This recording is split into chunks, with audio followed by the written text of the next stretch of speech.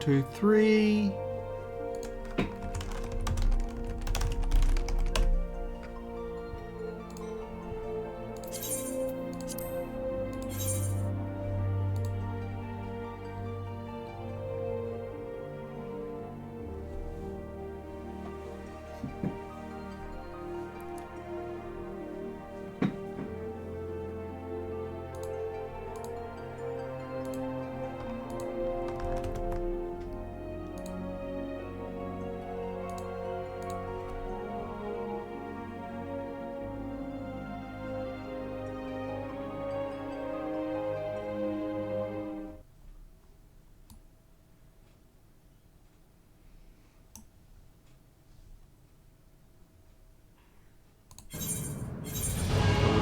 Here.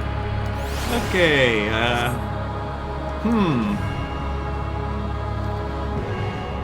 I think what I'd like to do, and I know this is a complete killer of momentum, I want to check out the Gold Saucer event, but I have to... It's been so long since I've done a Make It Rain, I forget whether the events start at the Gold Saucer or if you have to do it from Uldar.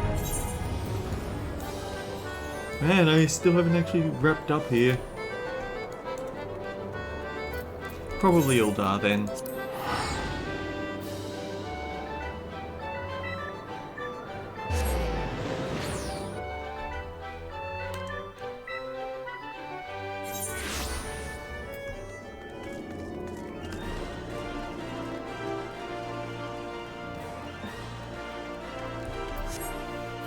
Okay, let's look this up.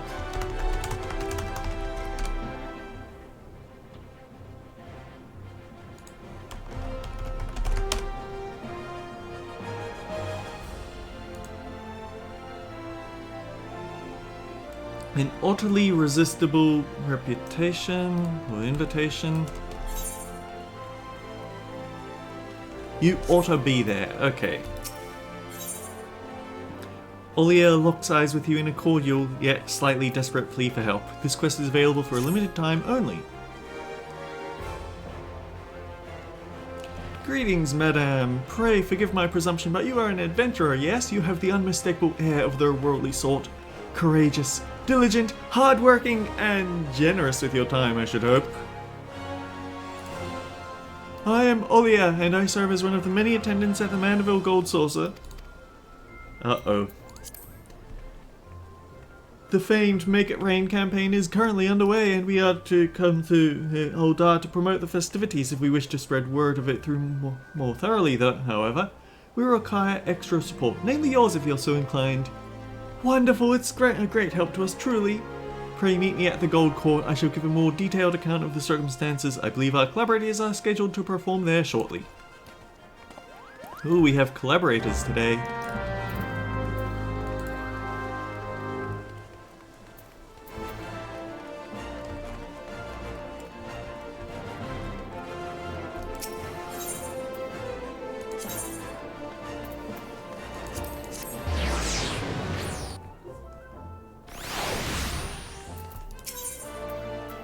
Seek passage to Gold Saucer.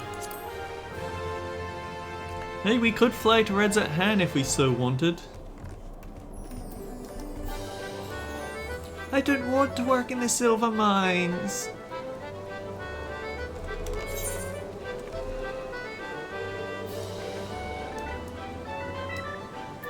Oh wait. Gold Court in Uldar. Oh, that was silly of me. For some reason, I thought that a Gold Saucer event would be, I don't know, held at the Gold Saucer.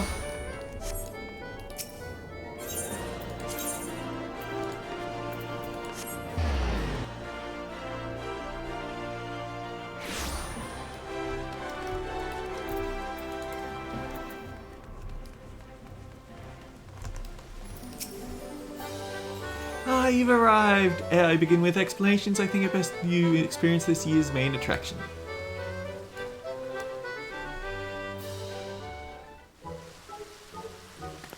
People of Uldar, lend me your ears, allow me to present my dear friends come all the way from the Far East. These are the Globe Trotter Otters, this year's ambassadors to the Gold Saucer. we bid you join us for the ongoing Make It Rain campaign. Maybe someday I'll remember to have that in close reach. Where merriment abounds and dreams are made manifest with mounds of MGP. Whether you wish to play the cackpot, race chocobos, or try your hand at mahjong, there is fun for one and all at the Mandeville Gold Saucer. Rip pip pip.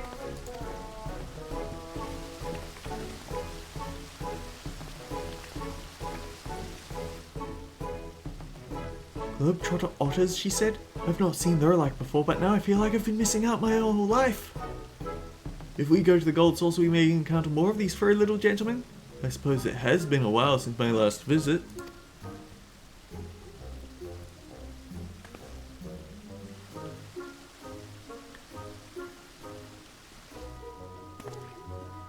The Ori performer there is Mistress Ajisai. She and her otter companions hail from the far east nation of Naxia. Naxia? I'm told Lord Mandeville owe her people a great debt. 'Twas he who invited her troop to lead our campaign this year. An apt choice, for they dazzle and delight passerby with their performances. Well, promotional efforts here at the Gold Court are well and good. We have in the hands to cover as much ground as we initially envisioned. As such, I thought it prudent to seek out a trustworthy adventurer who could guide one of the otters around town. If I meet any, I'll be sure to let them know.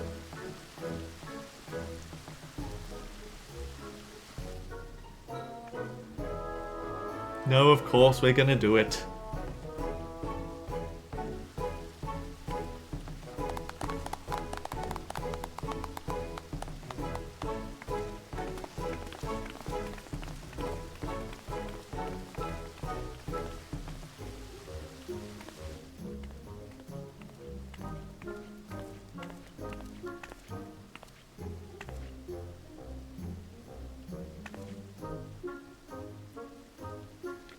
Ah, this must be our assistant.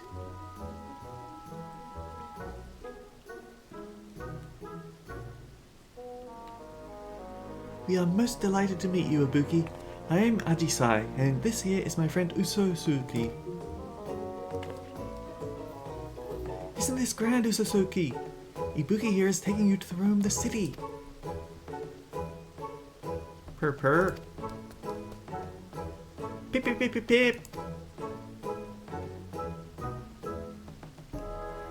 You say she seems a trustworthy sort? My, that's rather high praise coming from you.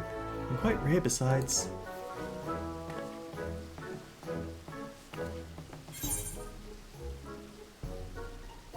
I'm sorry, say that again. I was distracted by your adorable otter.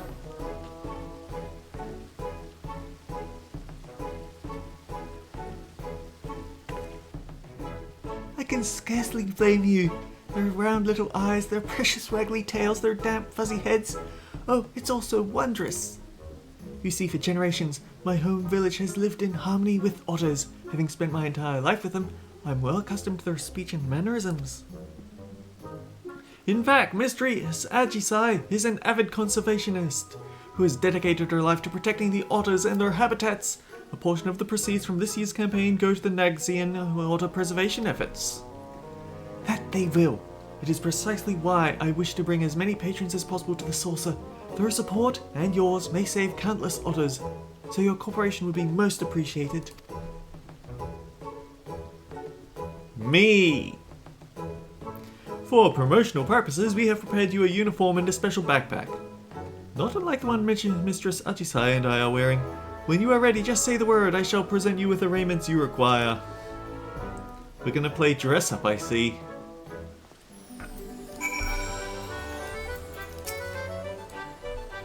Pipper. Naxia and its neighbours were ravished by conflict between Empire and Resistance. My village was no exception. But fate has smiled upon us, you see. When Lord Godbert travelled across the star in his youth to hone his craft, he abided in our village for a time.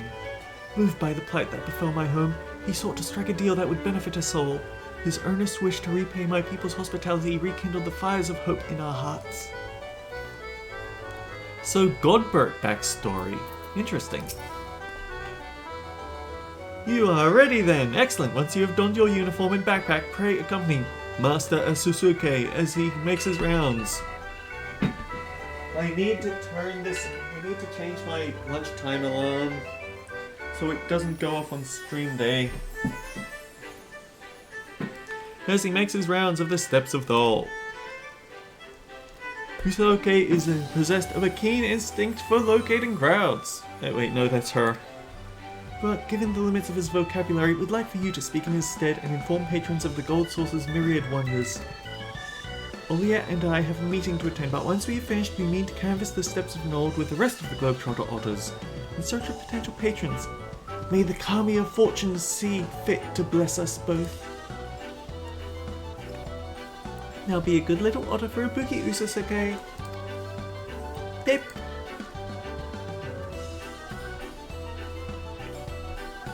Do keep a sharp eye on Master Asusuke, my friend.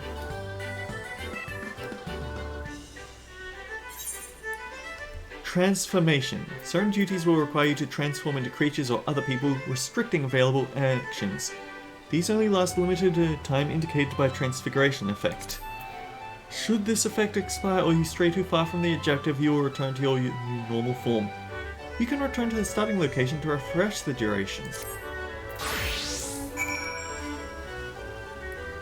Oh no, we're dressed for the cactuar.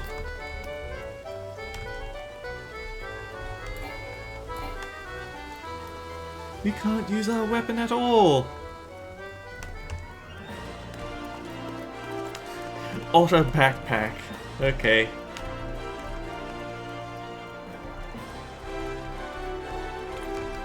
Rebels in high spirits.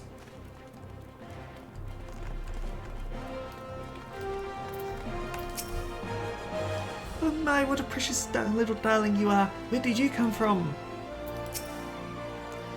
Beep, beep, beep, beep. Oh mother, look, isn't he sweet? I think he's trying to tell us something.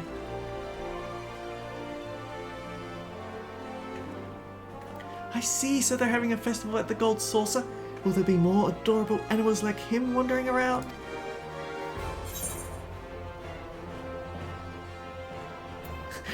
Sabotenders aren't huggable, but Ibuki probably would try. Their mascots are a lovable, huggable Sabotender.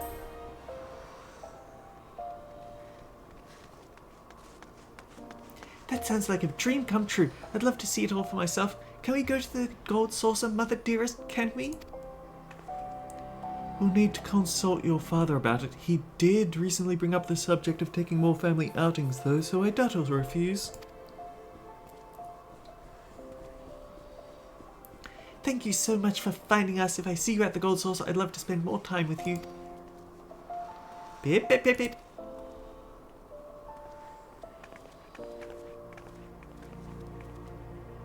Pip, pip, pip. Asusuke skitters off in search of prospective patrons. Follow him to help spread word of the Make It Rain campaign. We're going to help the Mandevilles make their money.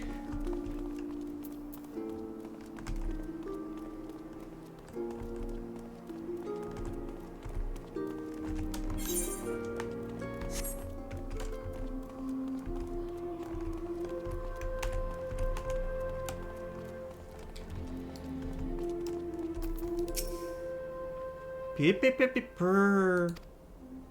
Why, I've not seen a classier creature in all my days. Have you some business with us? Ah, the Make It Rain campaign! Lord Godbert did always have a penchant for dressing his mascots in dignified raiment. I see you are dressed in some striking accoutrement as well. Tell me, as an aficionado of all things fashion, what might I gain from going to the Gold Saucer?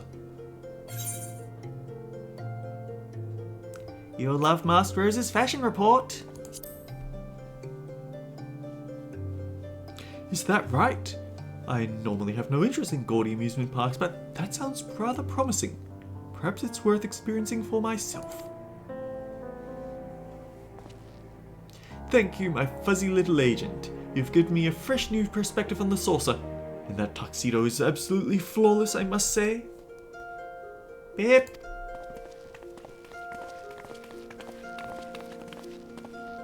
Beep, beep, beep, beep, beep, beep. Usuke sets off once more in search of potential patients.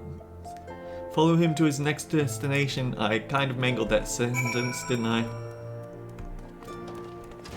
Redolent Rose. Maybe this is a blatantly obvious thing that I should have figured out on my own, but is Masked Rose actually Redolent Rose just hanging out over there?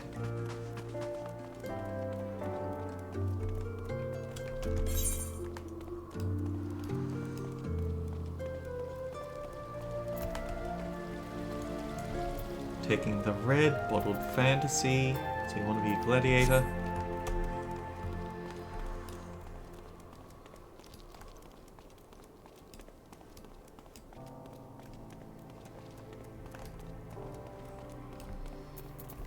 Man with cactus earring. Huh? That outfit's awful familiar. That's a bit ominous. Why is there a cutscene here?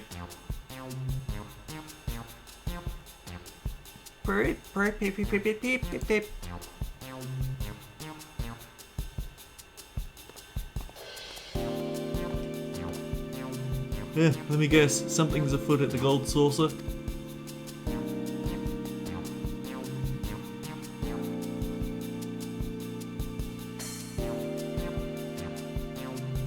The Make It Rain campaign's returned, eh? Haven't been to this Gold Sauce in an age, and I really ought to change that. We owe much and more to Lord Godbert after all.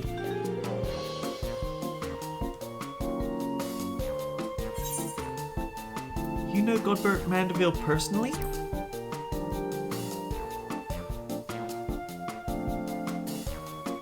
The three of us were Alamegan refugees, you see. The average old Don didn't take so kindly to us. Despite our best efforts, our job prospects were slim to none. But Godbert Mandeville changed all that. Hired the three of us in Mule to help him build his gold saucer.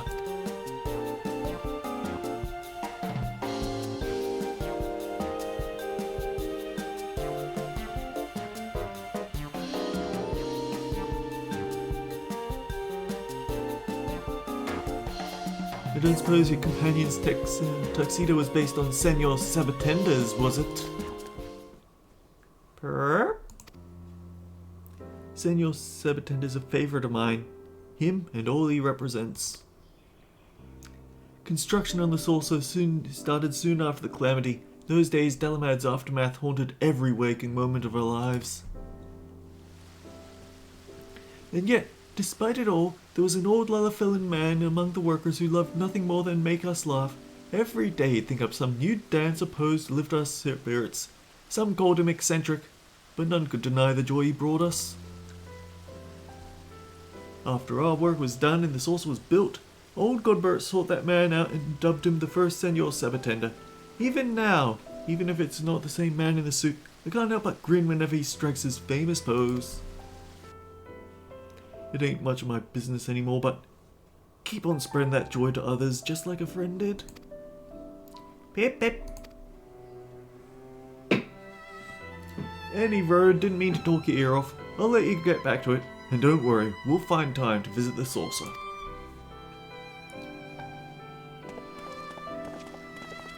Generic Alamegans that aren't completely horrible. Will wonders ever cease? Purr. Pip pip pip pip pip pip. With his rounds complete, Usosuke strolls off in the direction of the Gold Court. It would be best to reconvene with him and report to Ajisai.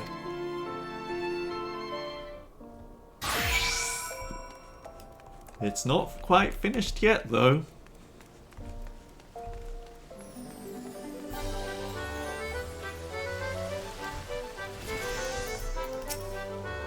Brr.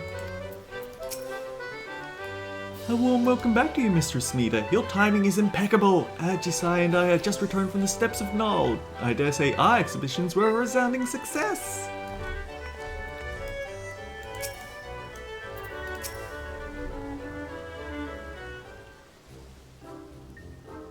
Welcome back, Ibuki. I must extend my thanks to you once again for accompanying dear Usosuke. You thought to thank Ibuki as... Is something troubling you, Usosuke?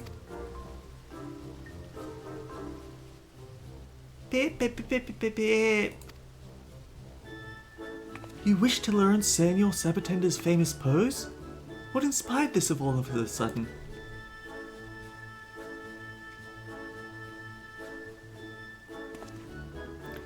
Did aught occur during your rounds?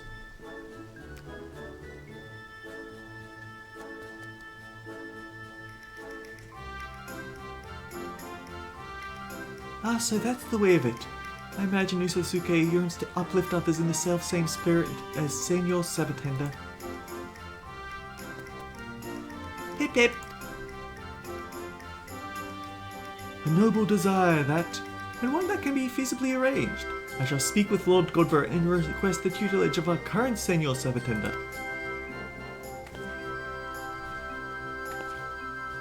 Our patronage has thrived in part thanks to his efforts after all.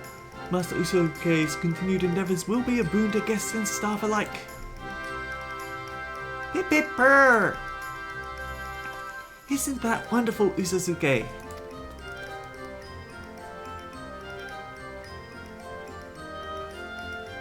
We may never have made this discovery without your assistance, Ibuki.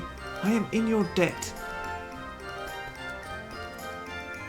Hip hip!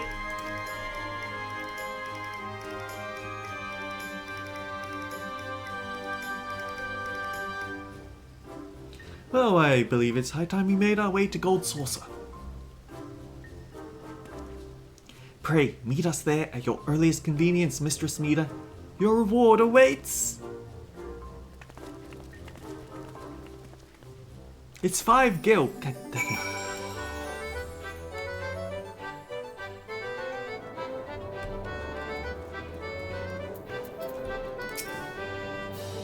Ah, there you are. Allow me to express my thanks again for spending time with Master Usosuke.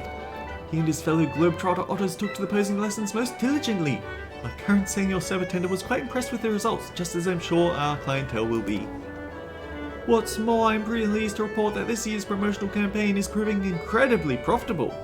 It pays to take the gold saucer directly to Uldar, so to speak, and you were an invaluable asset to our success.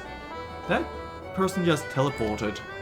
In recognition of these efforts, Lord Godbert has expressed interest in personally presenting you with your reward. Allow me to take you to him. Oh, that's why we're teleporting.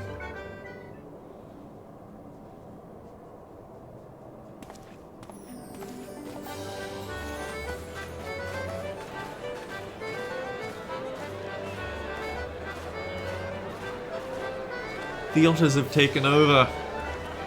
Oh.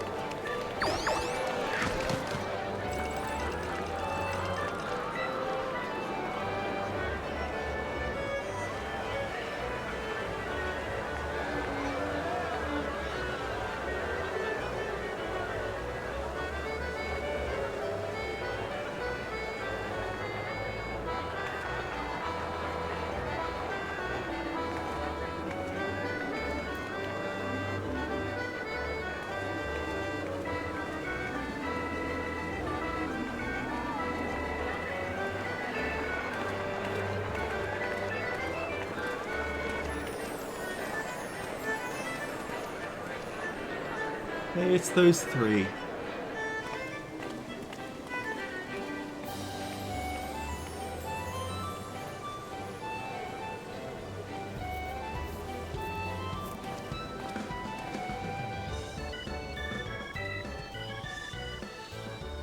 Ibuki! Welcome, my friend, to the Gold Saucer! Olia tells me you have done us a great service promoting our campaign with aplomb. As you see, the saucer is teeming with satisfied guests. And so, in the spirit of innovation with which I pride my craft, 'tis my great privilege to bestow upon you my newest masterpiece. Behold!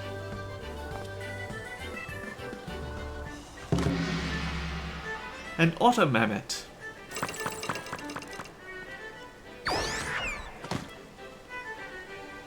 I present you to you, Senor Otter, a mammoth crafted in the likeness of our friend Usosuke. This miniature globetrotter and the backpack we entrusted to you earlier are yours to keep.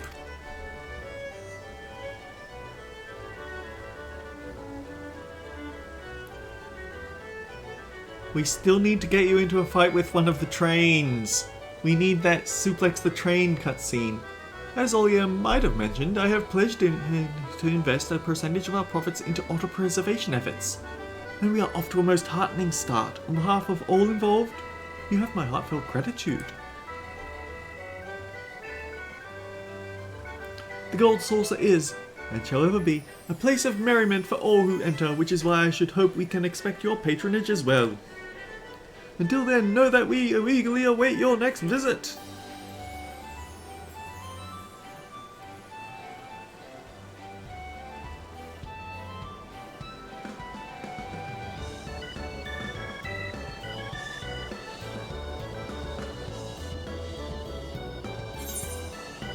You Otter Be There. Senor Otter Pack, Senor Otter.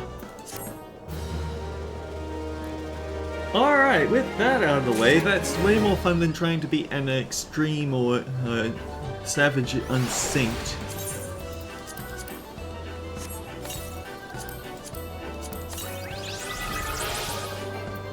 We still have to save the world.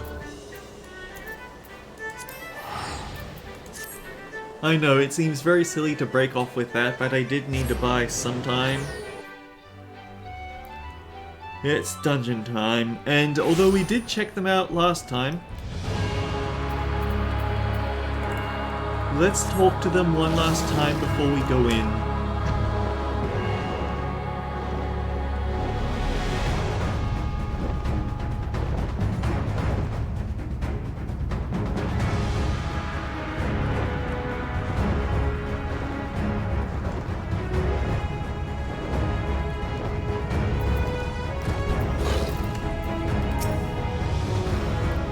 Back alive, do you hear? Must can't repay you for everything you've done. Since we averted the final days, it has been one existential threat after another. Now all lives and all reflections hang in the balance. Considering the key and the power it wields, I cannot help but feel a sense of destiny in our being here. Would you not agree, my friend?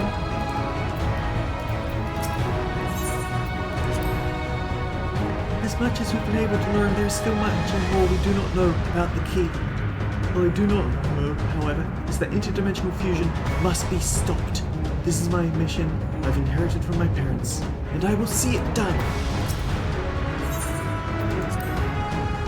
A part of me still clings to the hope we can avoid fighting Sphene, but even if we can't, I want to see her people and their legacy live on. I don't know what awaits at the end of this path, but together we walk it all the way. Enter with a party of NPCs. All-rounder Grahatir. Intrepid Ruklamat Pictomancer Crow. Item level sync of 700, so we are going to get to keep most of our stats.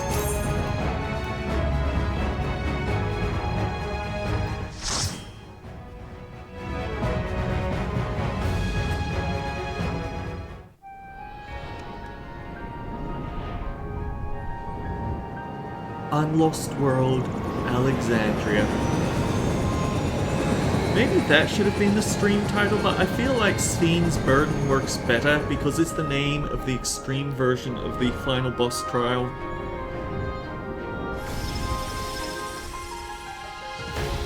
We're in a computer game now! My immersion is ruined!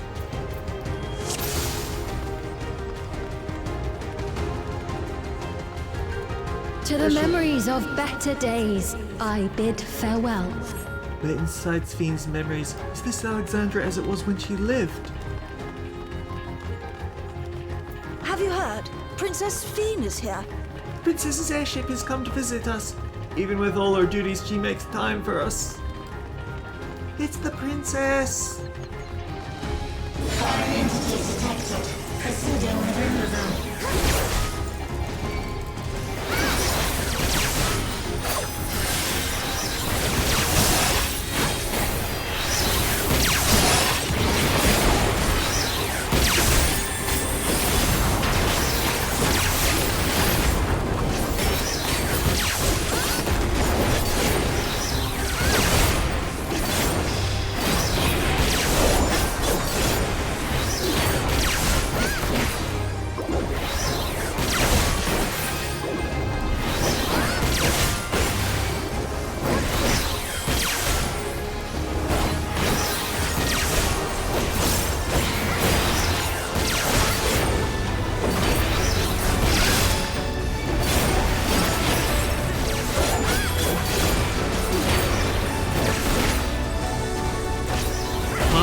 predicts that the Blood Test combo is going to get its own form of continuation attacks. Princess Sphene! Keep running, we're almost there. Oh, she's already back in the airship. Your smile means all is right with me. If I smile, it is because you all smile for me.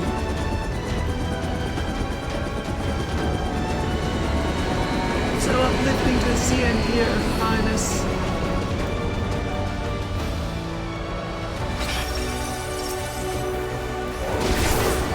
Luke Lamont, stop pulling before me. You want the tank.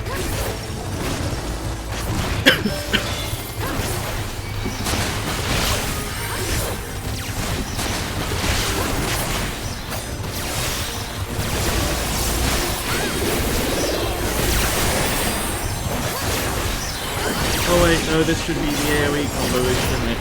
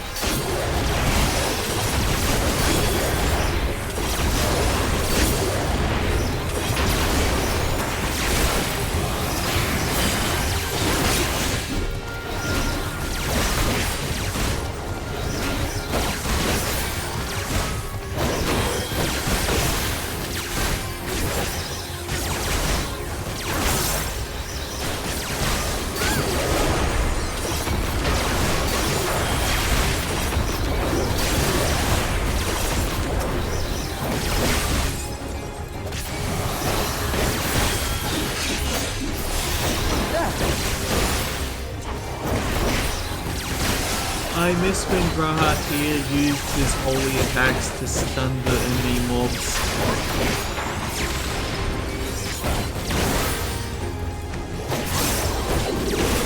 Oh wait, no, there's holy. And now we have to fight a giant robot elephant. You know how things are.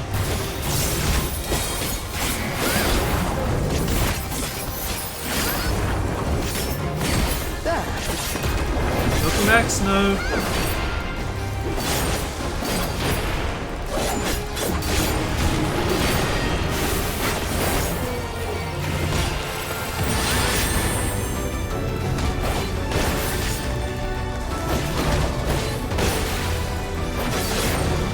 That's a rather interesting thought process. Share your thoughts with the class while I try to fight an elephant.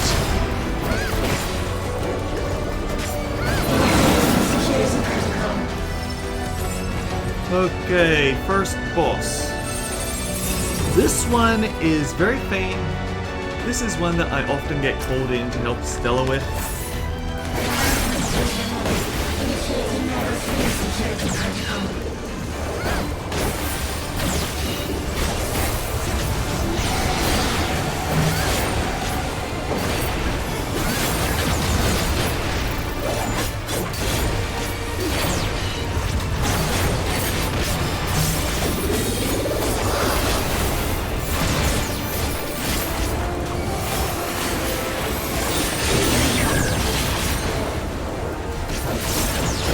Okay, now this is... If it executes the process, we can evade it, surely. This is where it gets confusing, because it goes point by point, but soon the boss is going to throw his own attacks in here with it. Like that.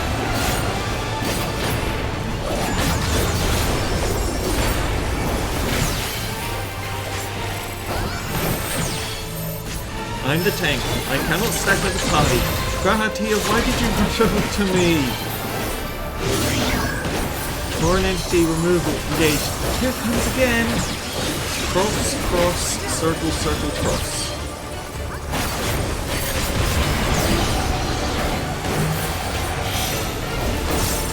Cross, cross, circle, circle, cross.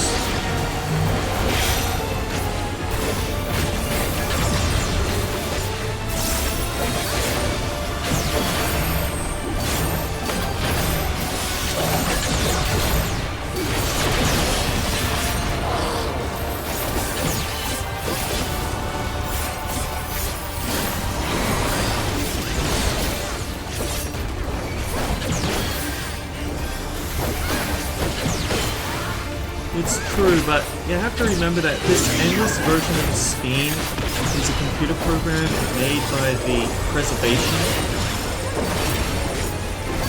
She can't go against that thought. She has to protect the endless at all costs. Oh dear. I got tagged.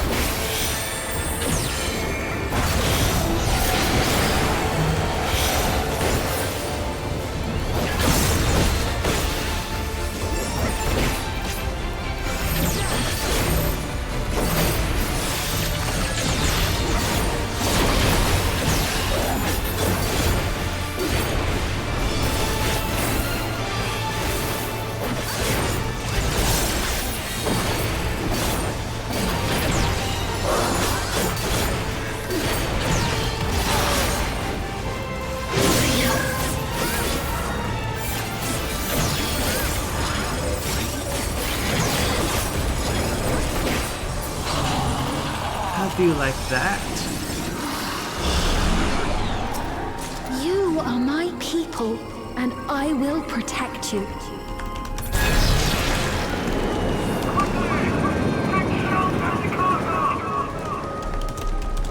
The painful memories of war I lay to rest. Lightning. So much lightning.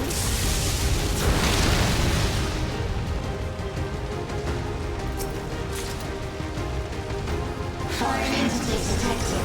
Proceeding within the zone. Immunization Protocol B3.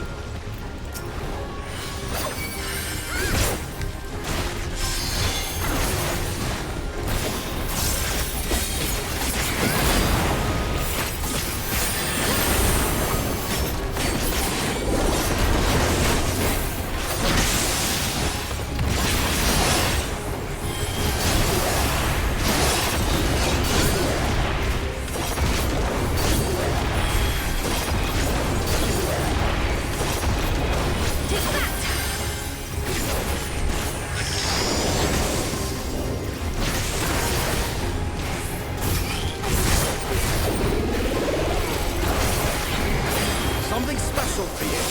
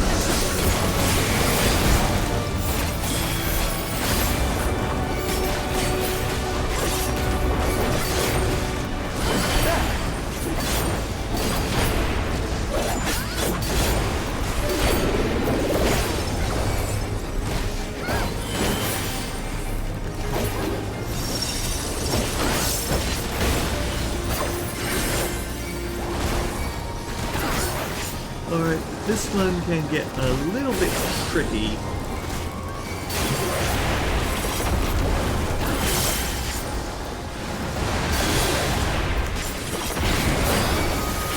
Because then it positions them like that.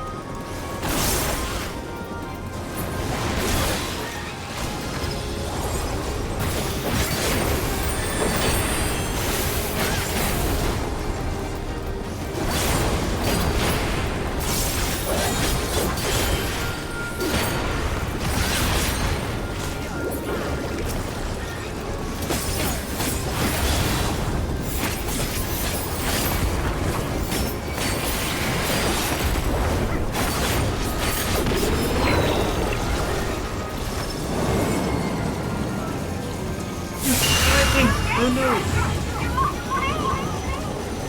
That shit barrier won't be enough!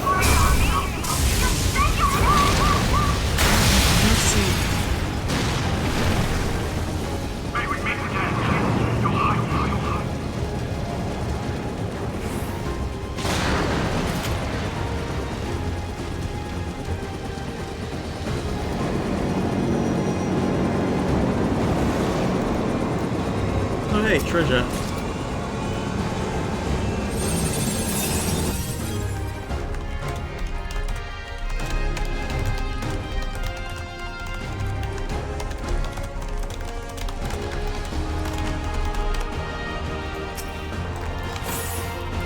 Security breach confirmed. Initiating level 5 security personnel. And that is not what was away. We'll press them on our side. What do now?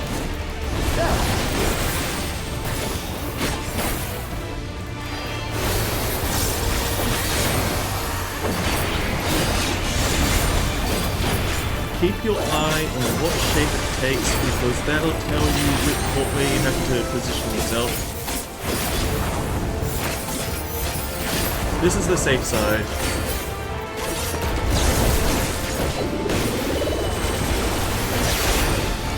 Amalgam becomes whole again. Okay, that's a center cleave, so just stand on the edges.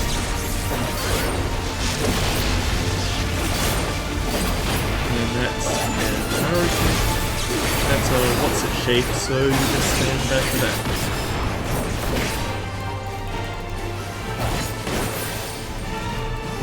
Disascend. I should have used arms like that. Except this time it comes with back-facing turrets. So this side is second. Here we go.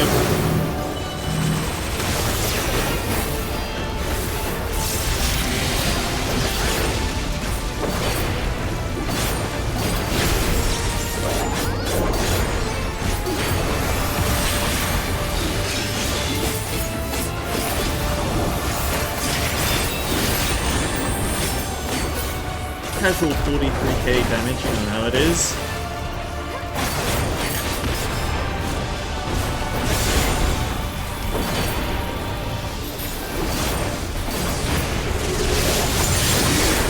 Energy accumulates in electro. This is the safe side.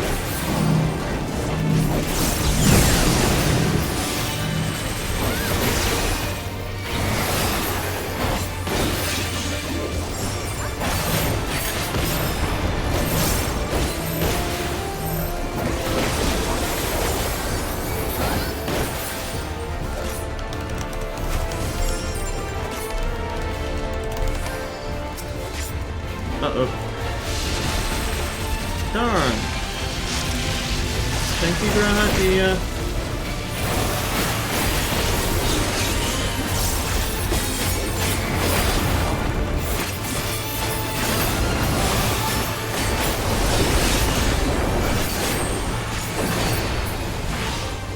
Oh. That's that.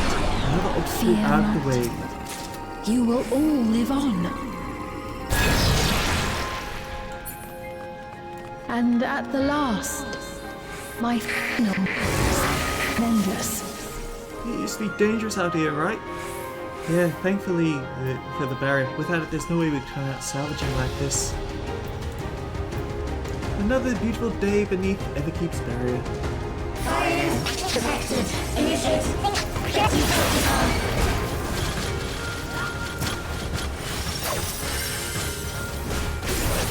Okay, this pool can get a little bit spicy.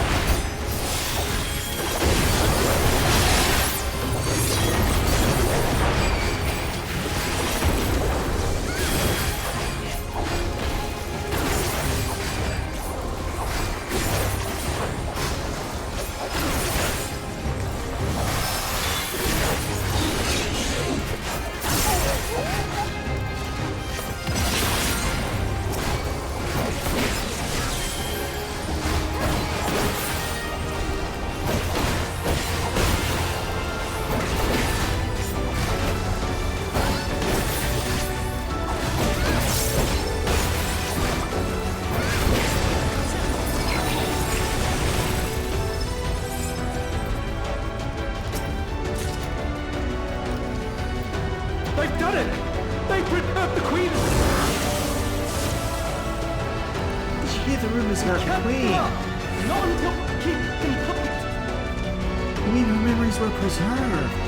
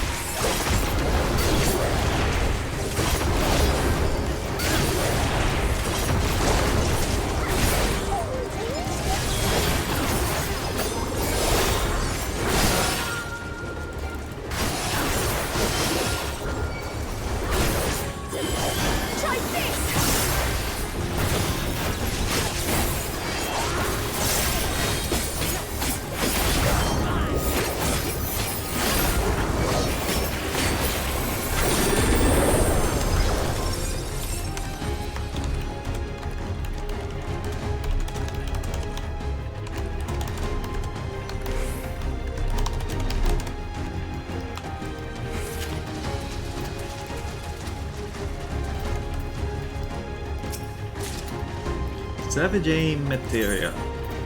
Okay, we're getting our super endgame materia now. Oh, this is ominously boss-shaped.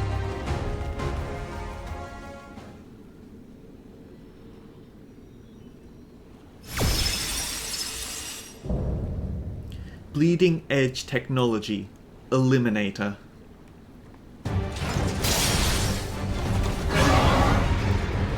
This boss, you have to watch its patterns because you have to watch its animations because you cannot watch the markings on the ground.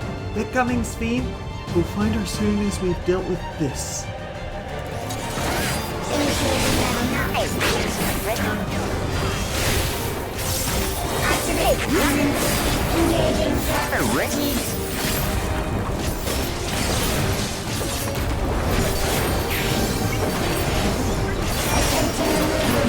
Watch the sword to see how the arena is cleaved in half.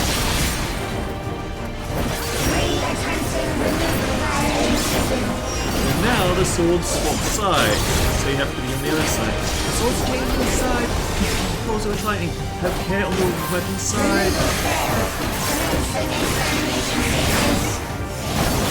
Attempting extermination via multiple armaments.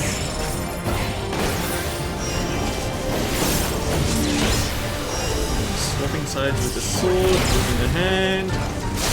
Pull them in clean.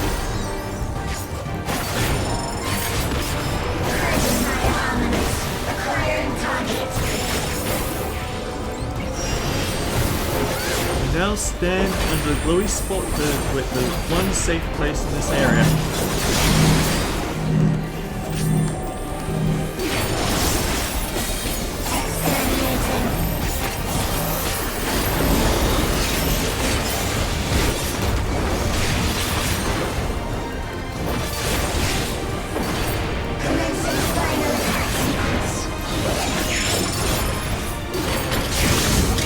Now the DPS check. Attempting annihilation via high-powered energy discharge. While still doing hand mechanics.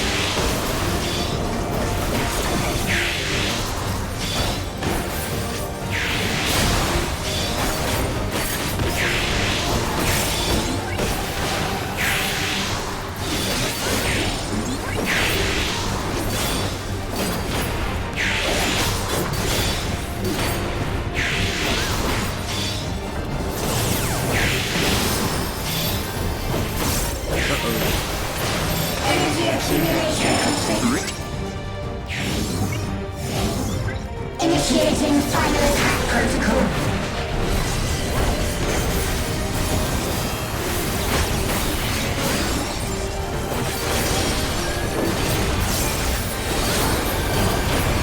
overblown lightning slash that cleaves the room in half. You know how it is. Four entities remain. Resuming annihilation.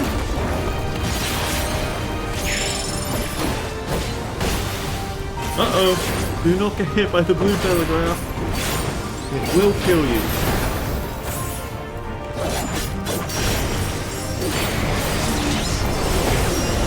Sword.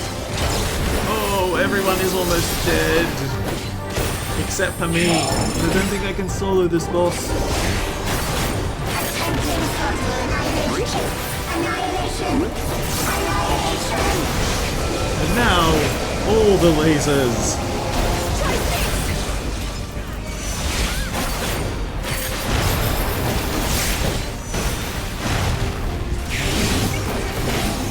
And one of them got me, of course it did.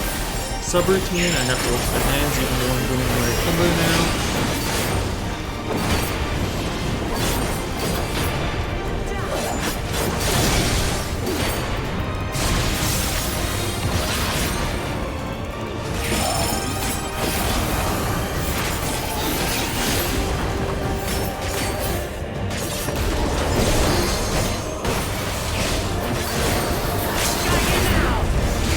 Four entities remain. Resuming annihilation. 2%.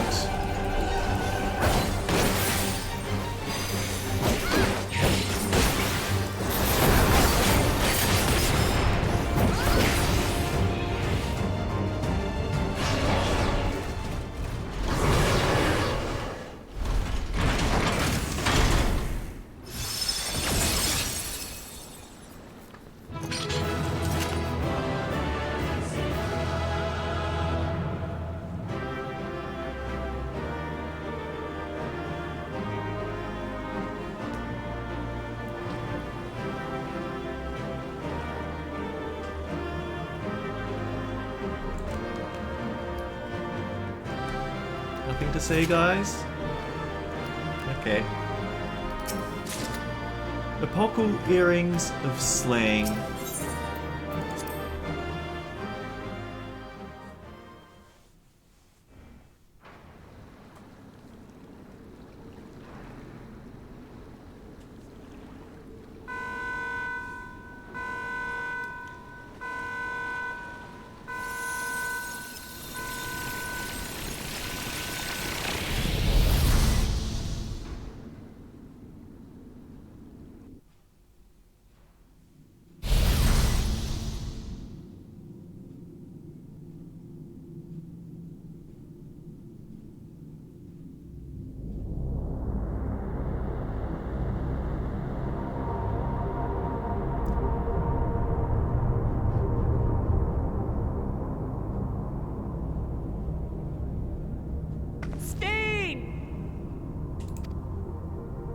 Sphene, listen to me, please!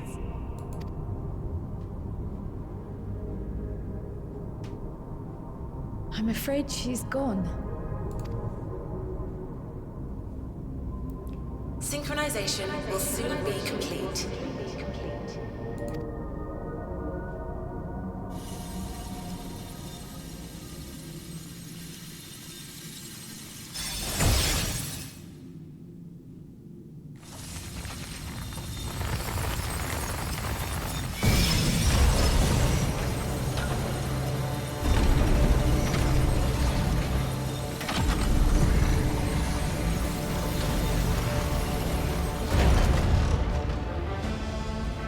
Synchronization complete. Data for the endless Sphene has been overwritten and reconfigured. All shall be well, henceforth and in perpetuity. Forever will I keep and cherish my people. To that end, I have removed the remaining checks upon my authority.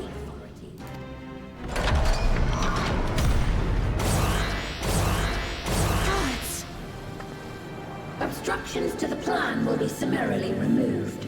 Wait! I still haven't said... Be gone from my presence.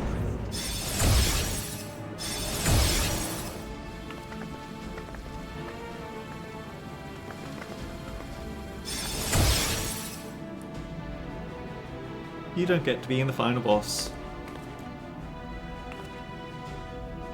According to Eliminator's battle data, you pose the single greatest threat. Oh, well, I'm flattered, but... As such, you will be erased, here and now.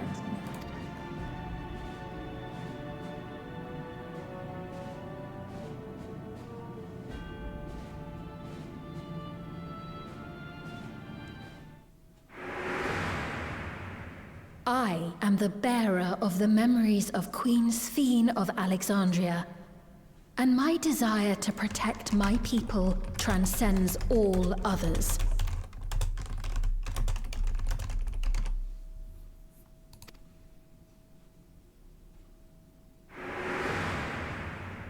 If it were you, could you have found another way? With your strength, could you have held fast to that which is dear without sacrifice?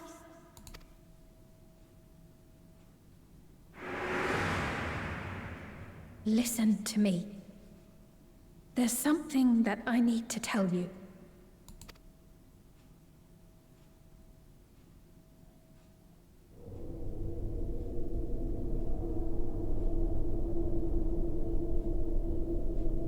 Is that concern or suspicion?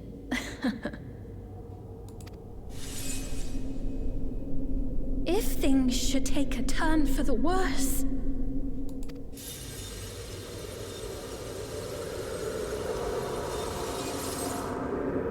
might I...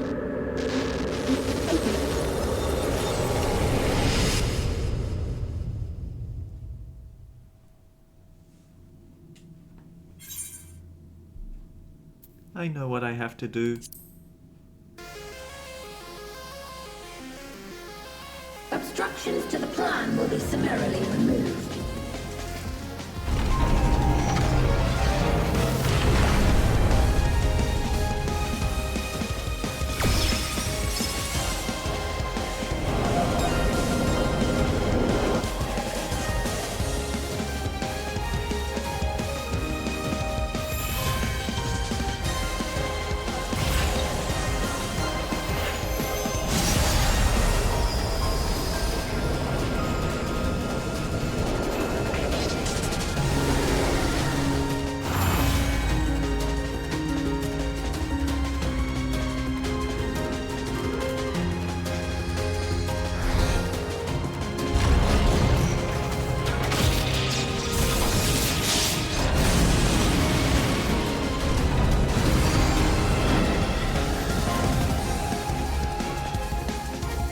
Now here's the question.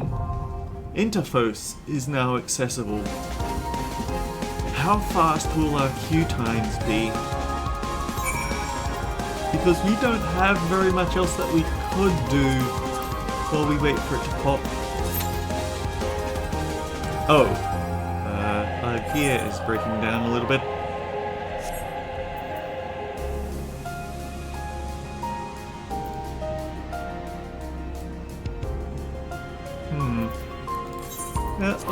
Let's teleport to Solution 9, completely derail the scene, and repair while we wait.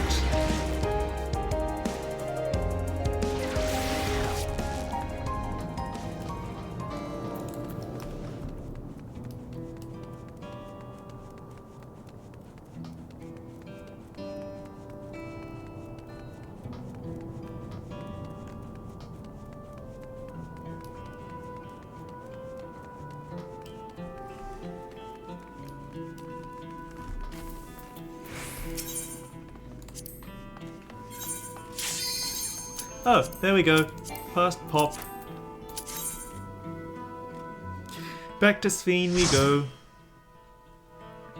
I don't know whether they'll give me the... This is the one that you can't do with the NPCs, so we are going to have to deal with other people. Yeah, tank privileges, as you said. Walls have been bridged. Be at ease, everyone.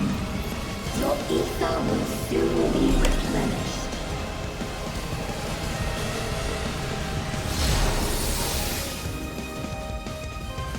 Really question is the tank going to try and take over, or will I get newbie privileges to tank this? I will suffer no interference. Also, Disappear. Ring Out is a very real threat, and she will take advantage of it. She has quite a few insta-kills.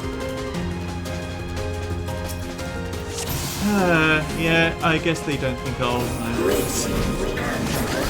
They don't know this is my first time doing this.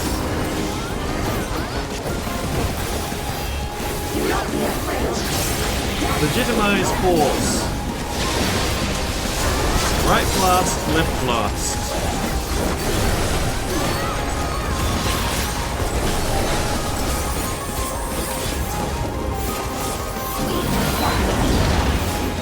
This can one-shot you if you don't do it right. It's also a damage over time. She's going to hit the right corner. If you are caught in that, instant death. Doesn't matter who you are. Doesn't matter if you're a tank.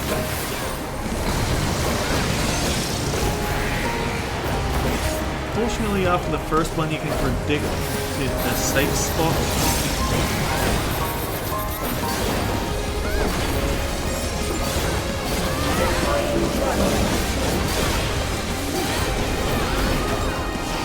This will follow one player in turn. Don't get caught in it.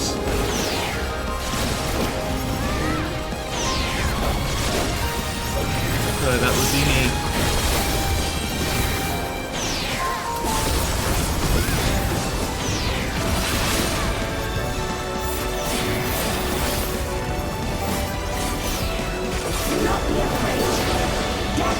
Legitimate force.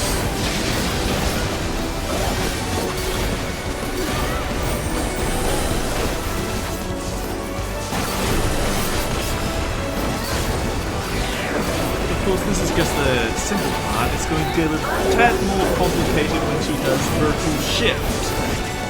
I will show you the worlds beyond. We have sufficiently less arena to stand on now.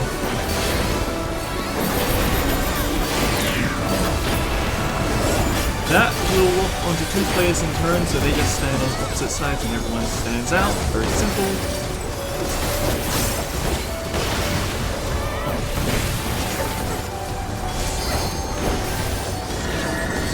Knockback. Position yourself appropriately.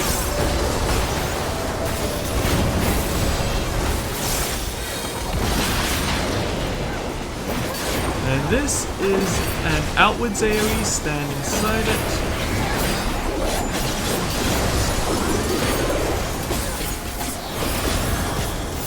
Sideways knockback, fairly simple.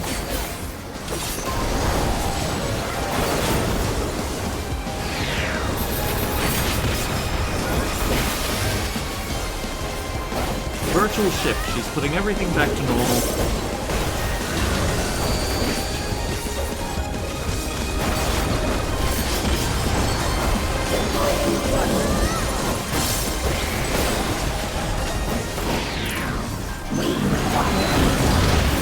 And ether time on top of that, great.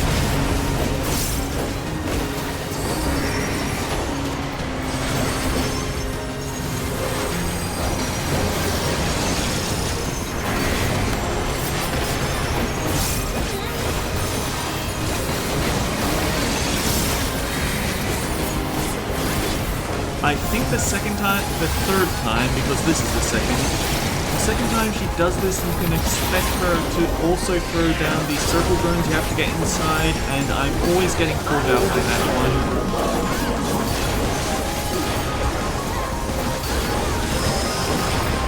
And this is where Ring Out becomes a sincere problem, because she's going to use Constellation to push you out. Position yourself with the upper ones when you're in the air. And now gravity increases, making you fall. So now you have to position yourself with the lower gaps. Yeah, I don't see casters having a good time with this one. Gravity decreases, making you float.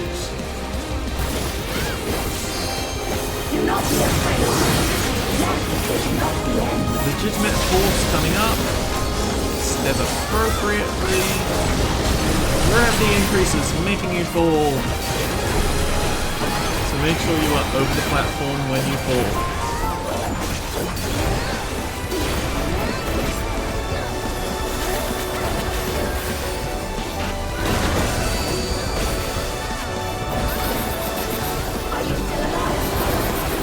Reserve power. This is going to be a mess.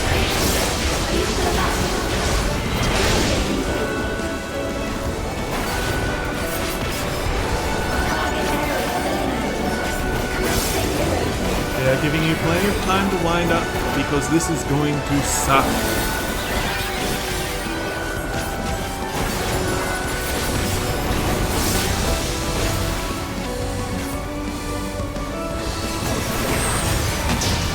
Okay, stick close to an ally to avoid taking nasty damage from this. Move to a safe spot, stop moving, don't attack. Look away from the people with gaze mechanics.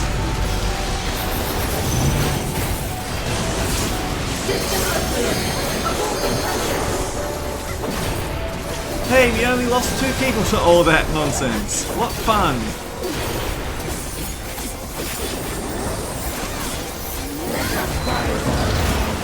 Divide and conquer. Everyone is going to get their own beam attack. Nothing too messy. The problems start when she does all beam attacks at once.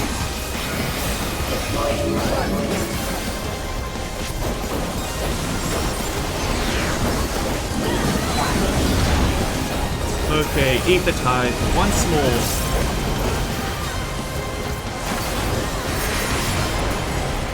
Cone down the center. So center is safe.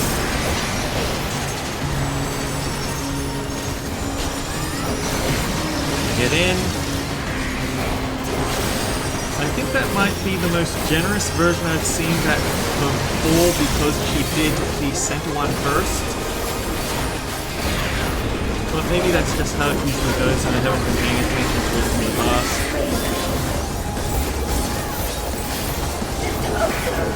She's doing absolute authority again!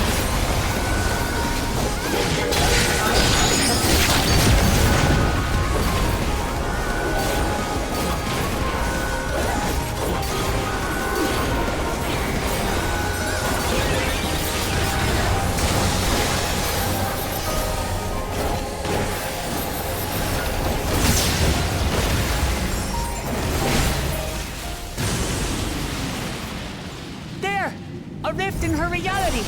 She's losing control of the power! Sphene! Listen to me!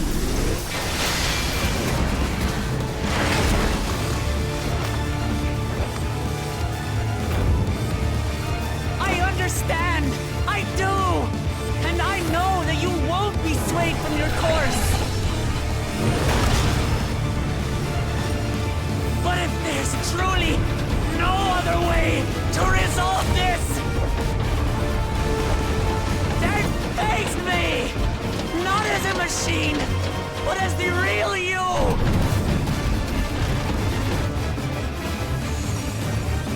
Lamachi. Sphene!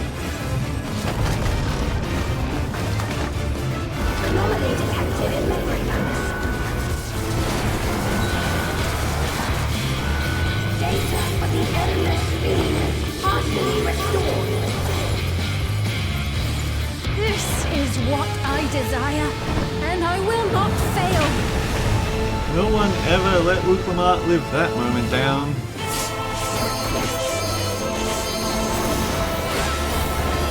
I can't bear to lose them. Not again. I feel your pain, as if it were my own!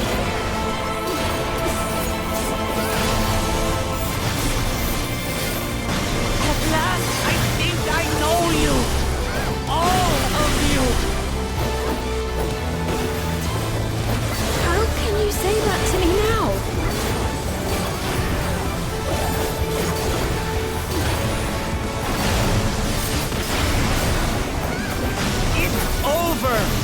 Sphene! We will stop you!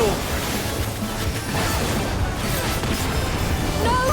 I won't let you! I can't! I will protect my people's happiness! Leave your burden with us now! We will bear it in your stead!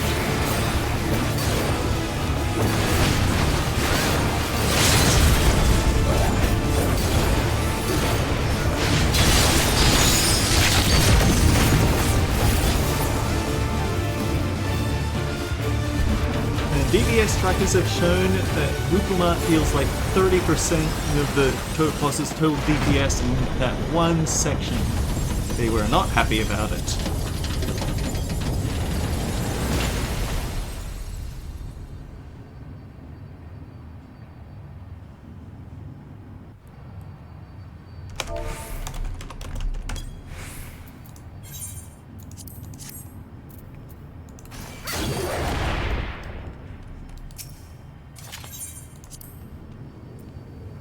Oh hey, I got a commendation for not doing anything.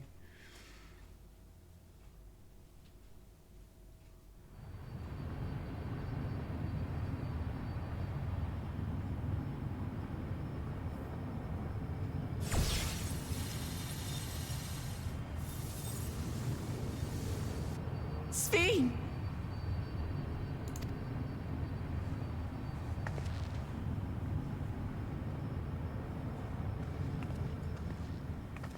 Your voice reached me, Lamachi. Is it really you? No, only in part. My memories as a living person are gone. I've been remade from those I had as an endless.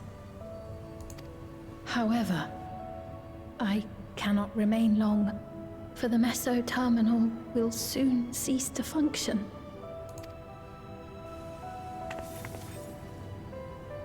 Once, you wanted to know me, Lamachi. Let my last act be to give an honest accounting.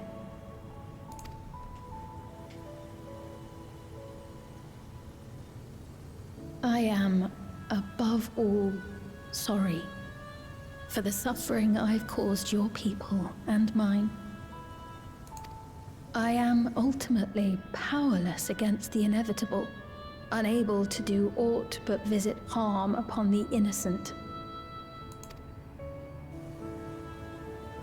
I am, in the end, a pitiful, selfish creature. One that should never have been created.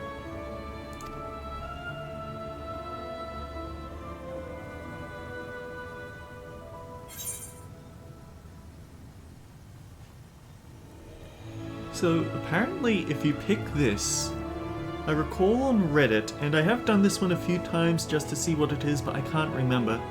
She actually does respond positively to that in a sort of, finally someone understands sort of manner, but I don't think Ibuki would pick that. Ibuki wouldn't call her a machine. You strive to make your people happy.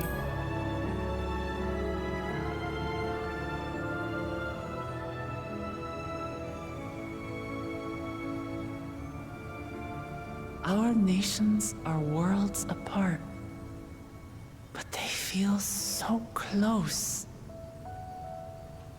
Who knows what we could have accomplished had we walked together towards a shared future.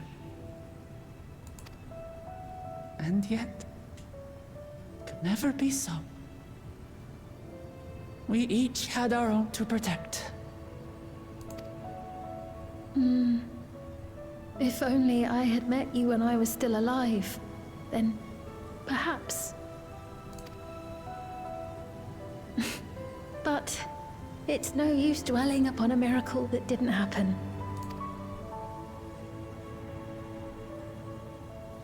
Still, if there's one thing I hope you'll believe, it is this.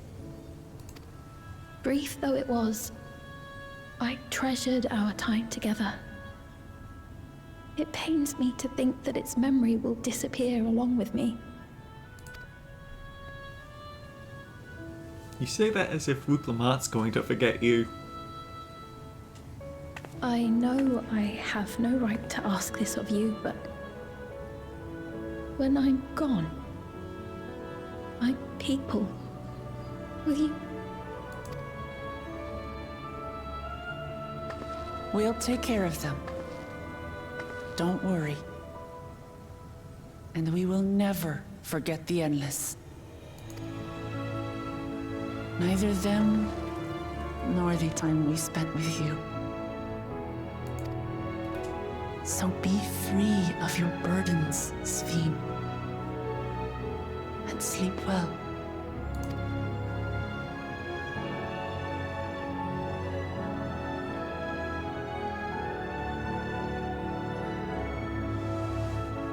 I will. Thank you.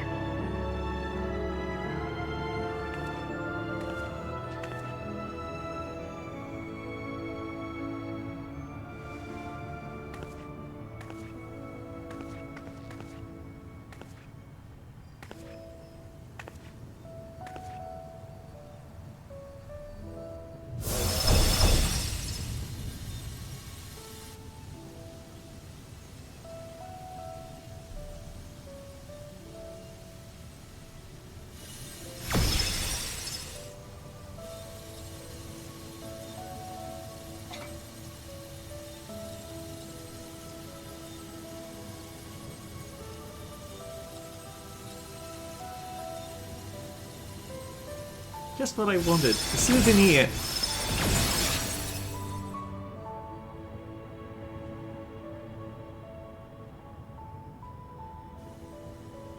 Farewell, my beloved Alexandria.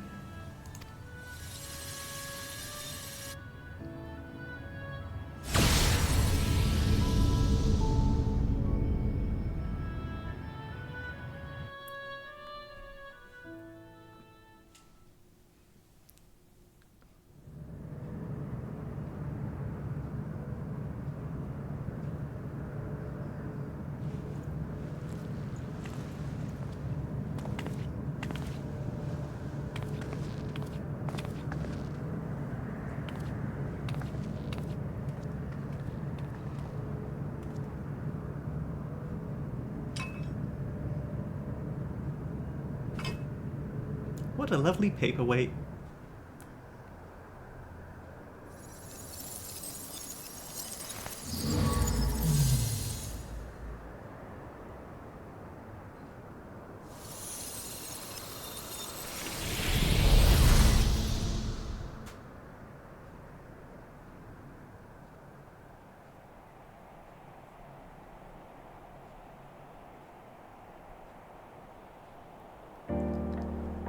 Oh boy, who's ready for the credits?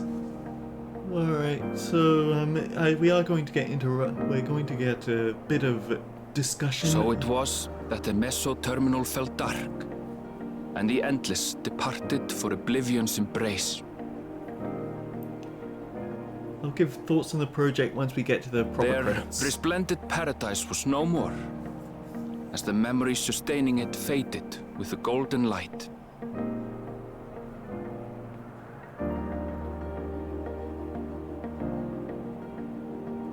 Even so, in a way, they live on.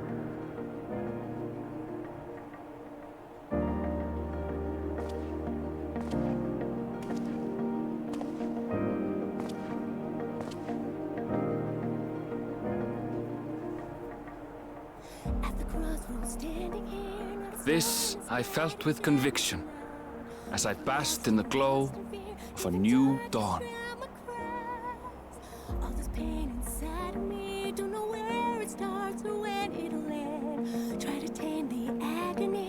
Close my eyes and scream to the wind. Look around and find me standing alone. Look again, we're standing there. 'Cause the storm is taking everything I know. Being lost, you need it back. Don't know why I thought I'd make it by myself. After all that we What's gonna happen to all the plant life there, though? There's no one left to take care of it.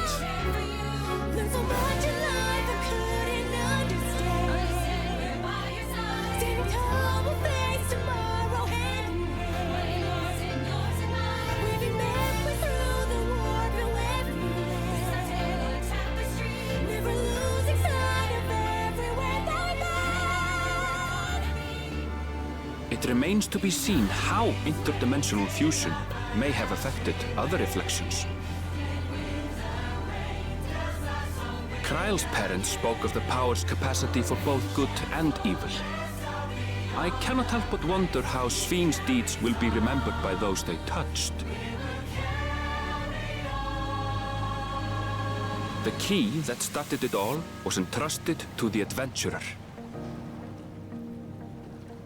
Such an artifact certainly lies within the Scion's realm of expertise, and no objection was raised to their retaining it for research.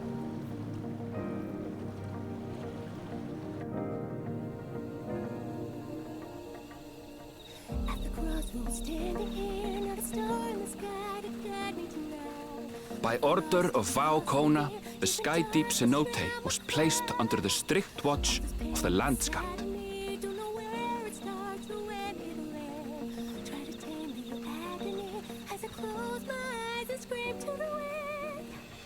With the mighty Bakujaja among their number, they shall not want for strength, even in Soralja's absence.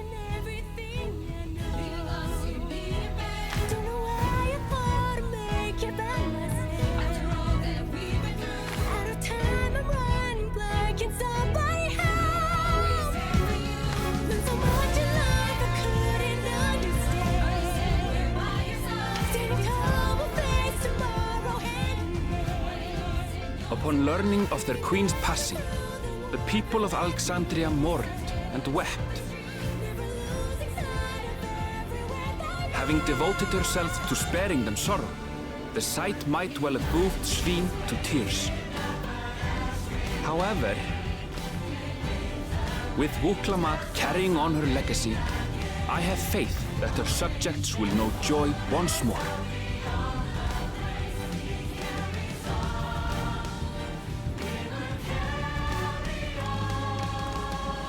As anticipated, the news that young Gululja had succeeded his father as king was greeted with trepidation. Reception was also mixed when Wuklamat came forward to name herself as the boy's guardian.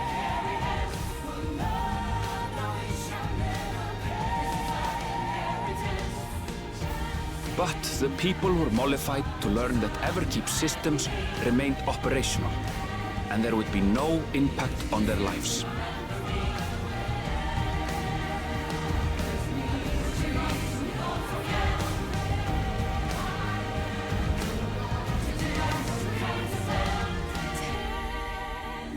One day, when he is older, Gululja will decide for himself what manner of ruler he will be. Till that day and beyond, may the path of the young king be illuminated by the love of family.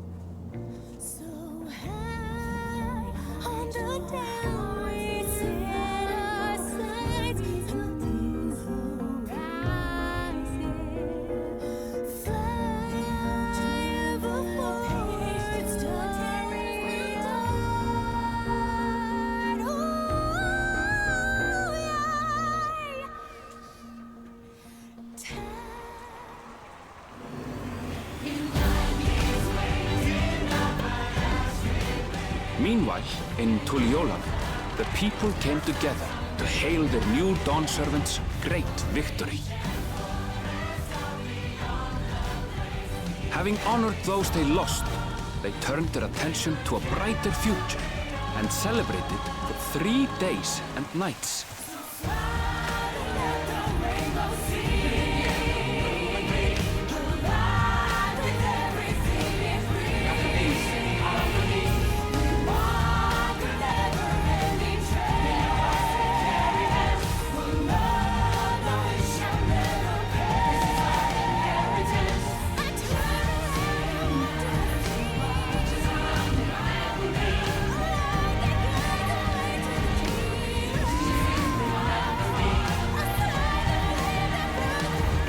No, let Graha have his taco!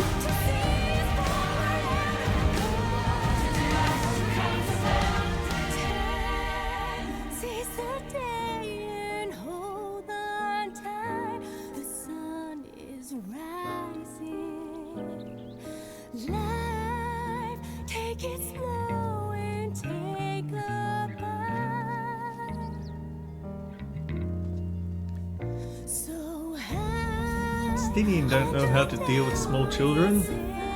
Not everything had been resolved, though. Those who had spent 30 years in the Dome struggled to resume their former lives. This and a host of other challenges remained.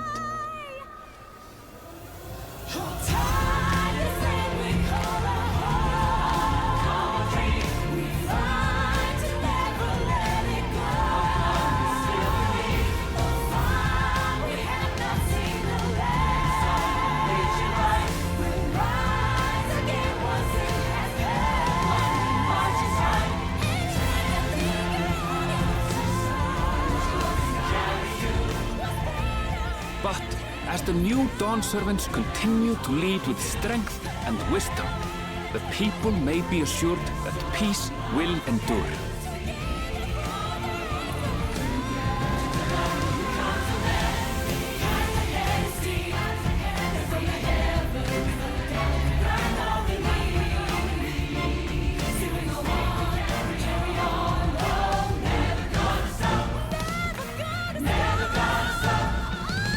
And look at the sunny Whoopi rise.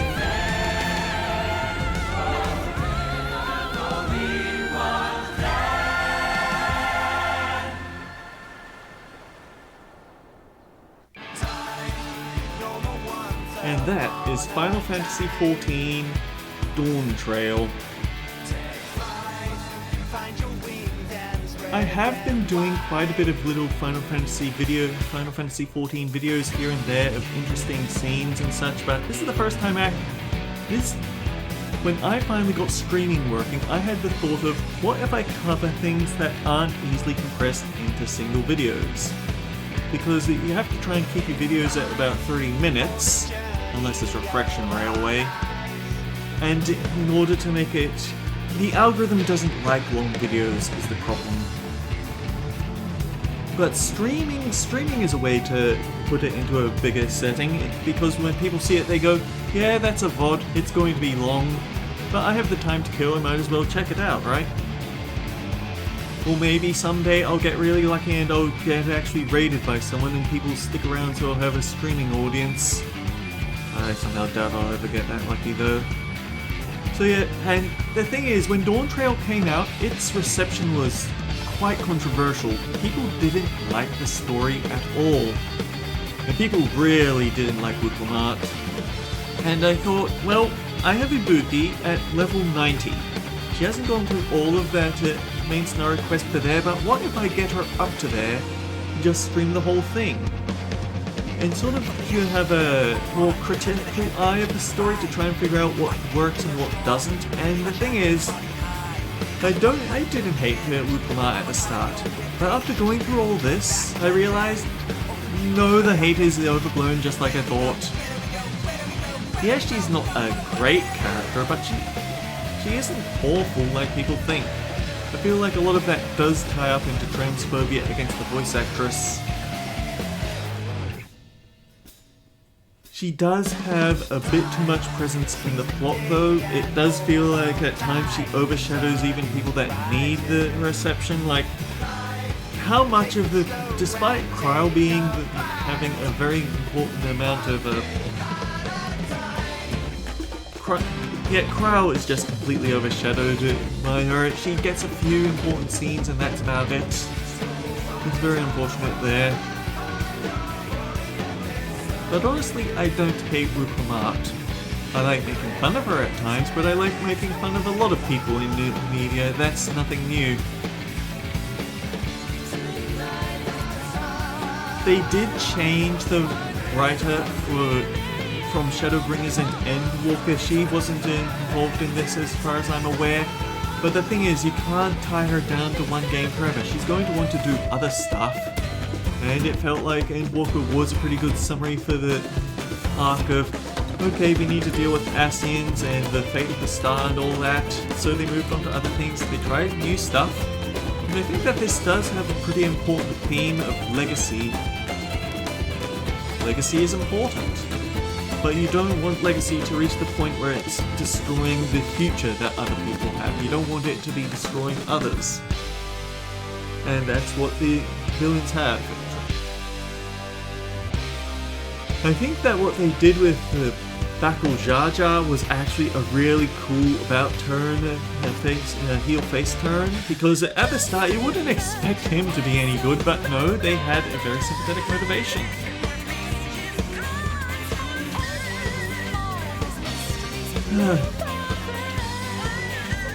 Honestly, I still like Final Fantasy XIV, I'm still sticking around.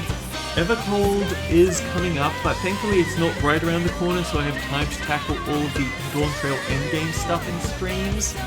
Unfortunately, I don't think I'm going to be able to move on to any other projects with streaming with how Dawntrail is. So, well, unfortunate, but it is what it is. There is a lot to cover though, and a lot of it isn't going to have NPC trusts for us to do it with. All the trials are going to have people, and while we do have tank privileges, I have to accept that sometimes in the main scenario I am going to have to deal with a few times.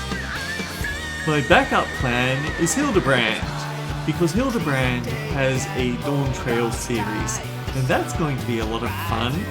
It's going to be incredibly silly, but it is going to be fun. There is the Normal Man raids and the Alliance raids. The Alliance raids I don't see queues happening quickly for. The story might be extremely hard to get down and to settle with, unfortunately. But we'll see how we go with that. The normal raids I expect to pop much faster, and I do actually want to cover those because they are a lot of fun. They don't have the deepest of storylines, but to be fair, the normal raids never have had it that much. They tried it with the Rings of Bahamut, and it didn't work out, so they never did anything like that again. Someday I should probably go for those normal Rings of Bahamut and just see what the storyline actually is. Who knows, maybe you can skip all the mechanics you need to with that. Now that we can reach level 100. At item level 770. Heck, it's even higher than 770. But I do recall one Wuklamat defender that had a slight fallacy in their argument, and that was, you're only doing this because you hate furries. If it was a cute Makoti girl, then you'd all be fine for her story about friendship and teamwork and all that. And the counterpoint to that is Lise. Lise also got a pretty poor reception in Stormblood, and people weren't too unhappy about her being written out when she decided, no, I need to stay behind and look after the Alamegan people. Otherwise they'll go back to being awful people again. Which didn't really work out because we just sent the Brazen Bull, what's-his-face? The Uldan representative was moved to that area and he took over all the leadership, so she kind of has no purpose over there, unfortunately. Lise was not done well. They did at least dirty is more what I mean. Thank you, entire QA staff. And of course, they did mention at the end of that cutscene that things aren't resolved. There's still going to be plenty of Dawntrail main scenario left before Evercold rolls around. And I can't help but feel like there was one or two moments in this main scenario that foreshadows the villains for that arc, because of that one moment of Sphene saying, listen, I need to tell you something, but then she stops because she pauses and sees one of the robots. Now, the easy thought is because she doesn't want the King of Resolve to overhear, and he has control of the machines.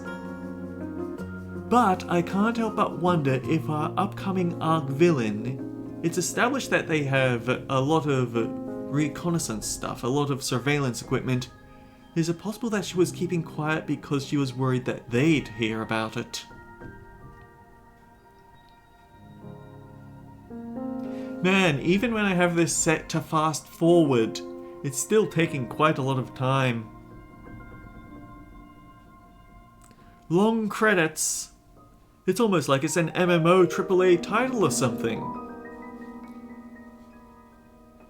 At one point, I did want to cover City of Heroes and Star Wars The Old Republic on streams.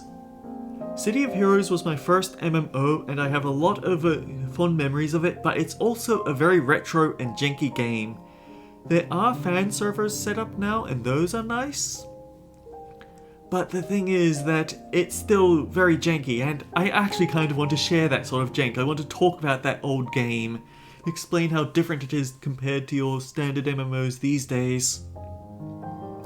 But Dawntrail takes up too much time. The other is Star Wars The Old Republic because while I have disagreements with the current trajectory of the game, which is probably because of the fault of EA being in charge of it, I still have very fond memories of those original 8 story arcs. And I want to go over those, I want to talk about them. But I don't have the time because Dawntrail is still a very big project to cover. And I might also want to go over the Pokemon Legends ZA because for some reason I thought that should be done with live reactions, right? And so that's been something that's been sitting in my backlog for streaming.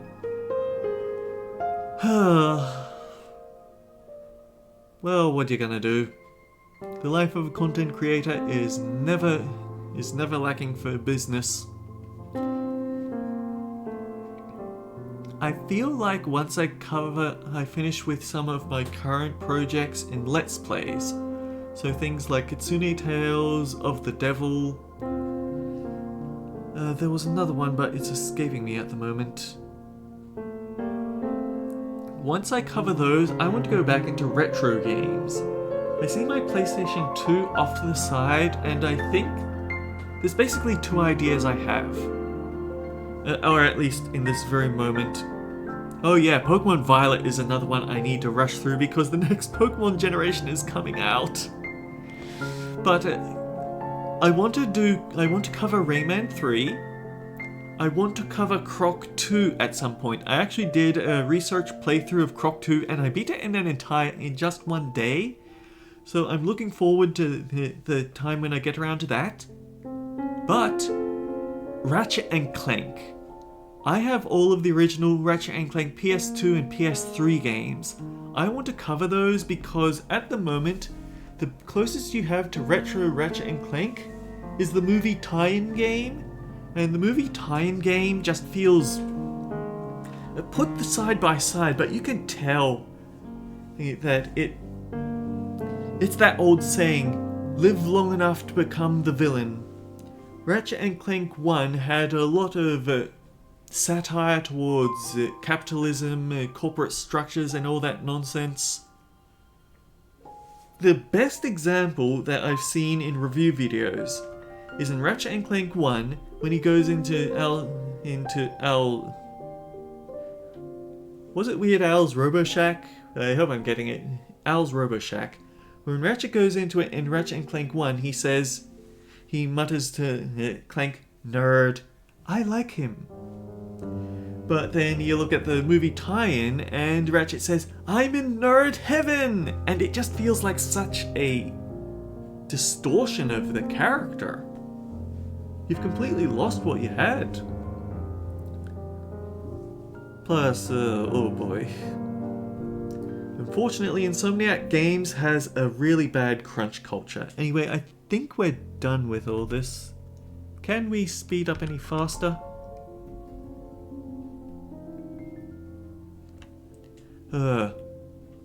I think it's okay if I hit skip. I think it still shows the ending cutscenes.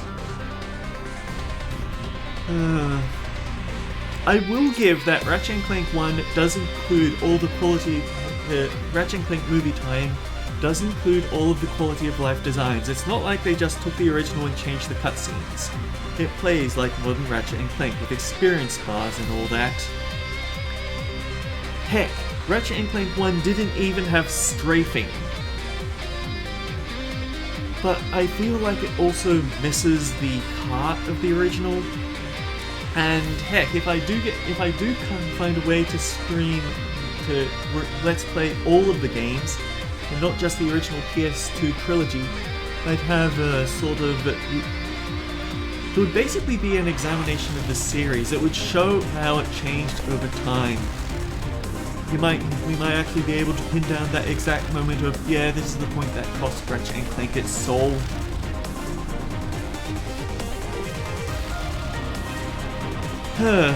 Anyway, Ratchet and Clank, Rayman 3, we've got Prop 2 out there. Oh yeah, Frogger 1, if I ever figure out how to get the music working. That'd be something to do for a rage bait, because Frogger 1 is ridiculous. The thing is, I feel like I have been slowing down on my uploads a little bit. It's harder for me to get work done because of how I'm doing 2 gacha games at once, and those really eat into your time. Because they want to be your forever game. They want to be the game that you're always thinking of, that you go back to. They build up communities to act as free advertisement. I've been meaning to drop Nikkei for so long, and yet I still haven't. What the heck is wrong?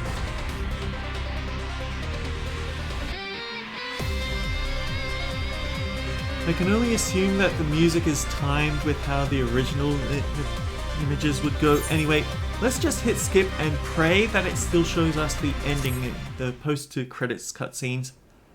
Alright, we got our punchline!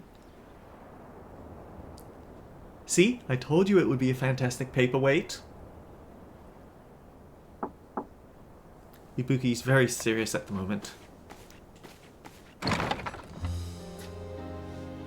I'm sorry, we haven't been able to talk properly. Oh, between the reconstruction work and Papa's funeral, I've hardly had time to breathe. But at long last, there's a lull in my duties.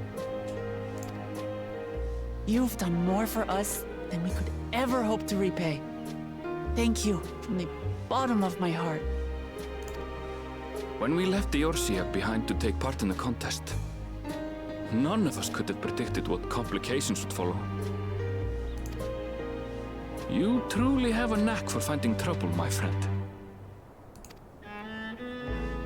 I think that's one of my charming qualities.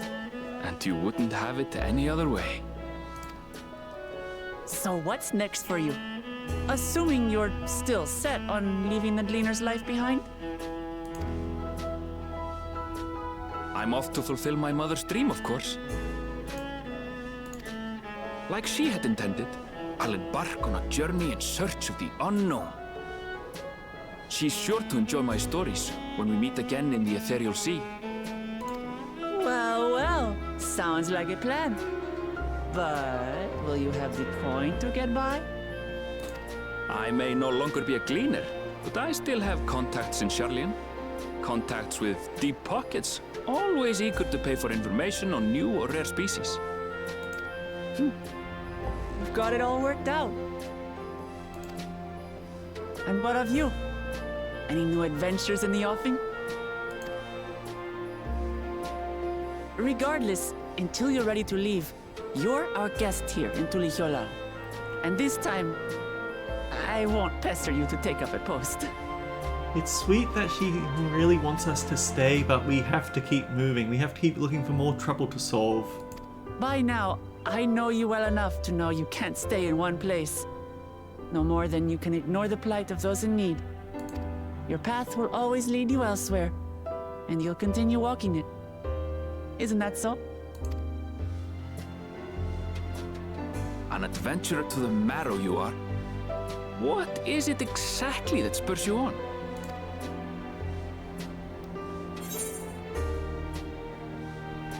My love for the star.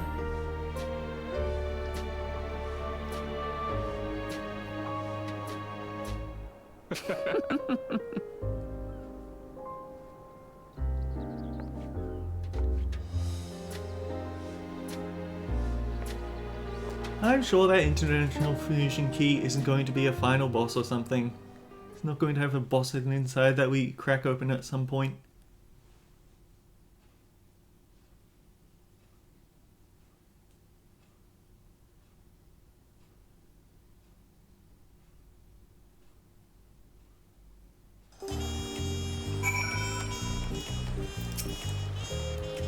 Homecomings are usually uneventful affairs. This time it was anything but for me. Oh well, all's well that ends well, and we have you to thank for that. Well, as much as I'd love to keep chatting, I need to get going. Still a heap of things to do. It wouldn't do to all leave it all to Koana. By the way, did Guluja decide to remain in Solution 9? He did. I said he can consider Tuliolo his home, but he's more comfortable over there. Shale keeps an eye on for him for us. But we'll visit him as often as we can. He still needs our support, especially while he's agonizing over his inherited authority. Though I told him he needn't make a decision right away. We can't postpone it forever either. I'll do whatever I can to help Guluja, as well as everyone inside the dome. I promised as much to Sphene. For my part, I'll be keeping the Torah for a time. Among other things, I'd like to look into a problem with the wildlife in Shaolone. So if you get the urge, Ibuki, let's go on another journey together. There's still plenty of places I would like to show you. Now that sounds like fun! If you ever have need of me, I'll come running. Oh, before I forget, I also have a gift for you. Can you guess what it is? An alpaca! It comes from Tobley's stables, of course, and it's as sure-footed as they come. Perfect for an adventurer who's always on the move, eh? Here, this is the whistle for calling it.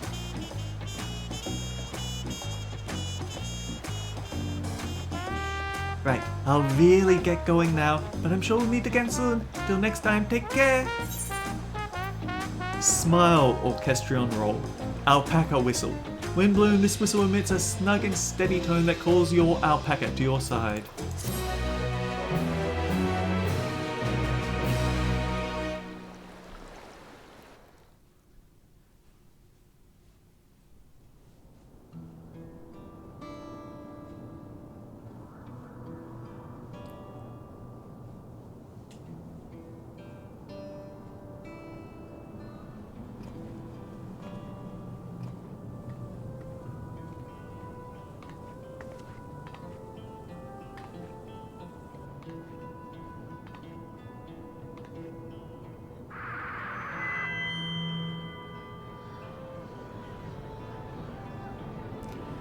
Fellow citizens of Alexandria, ever since our beloved queen's passing, you have understandably abided in grief. Sorrow darkens your once bright faces.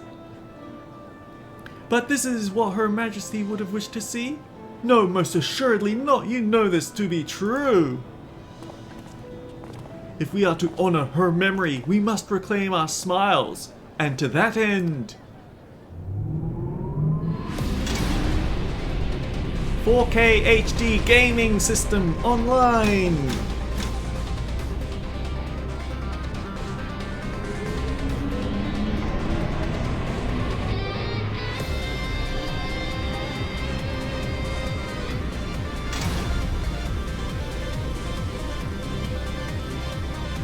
And they couldn't even voice this scene.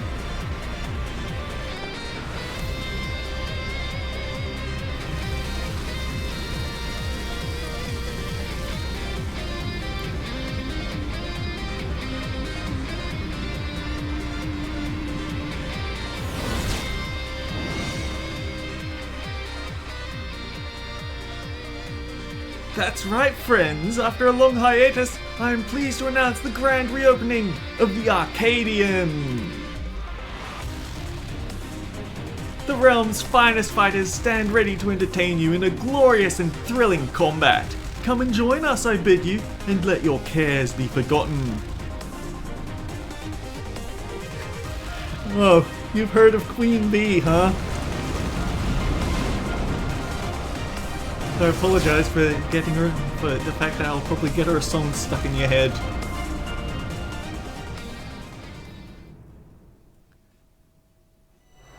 As skies aflame proclaim night's end, and thoughts unto adventure tend, the brave make haste o'er hill and dale, through the trip through Dawntrail's golden trail. Okay, that's fair. You've completed Solution 9. You have completed Dawntrail. Quests to unlock new content have now become available in Tuliolo in Solution 9. Additionally, you may now enter Alexandria with a party of NPC avatars. Rest well, Seeker of the Unknown, for many and more adventures await you. Oh, Oh, so I have about 20 minutes to go. Oh, I really want to race over to the Arcadion and start doing that. I really want to do it.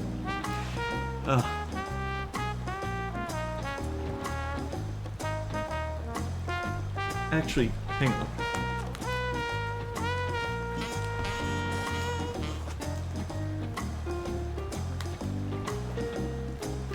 I'm gonna flip a coin. Heads, we do the Arcadion. Tails, we go look for the Hildebrand quests.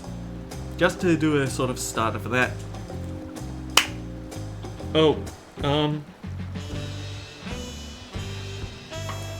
darn it, it's Tails. Honestly, I think I'm gonna go start the Arcadion anyway. It helped me decide that yes, I really do want to at least show the start to the Arcadion. We won't tackle all of it, we'll just go until... hang on. New challenger approaches. Yeah, that is true. I mean, it's emotional support. It helps me decide that even if even if RNG says, no, don't do it, I still really want to do it. Stylish stranger. Oh dear. So he's just waiting out here for me. A new challenger appears. The stylish stranger is eagerly looking about.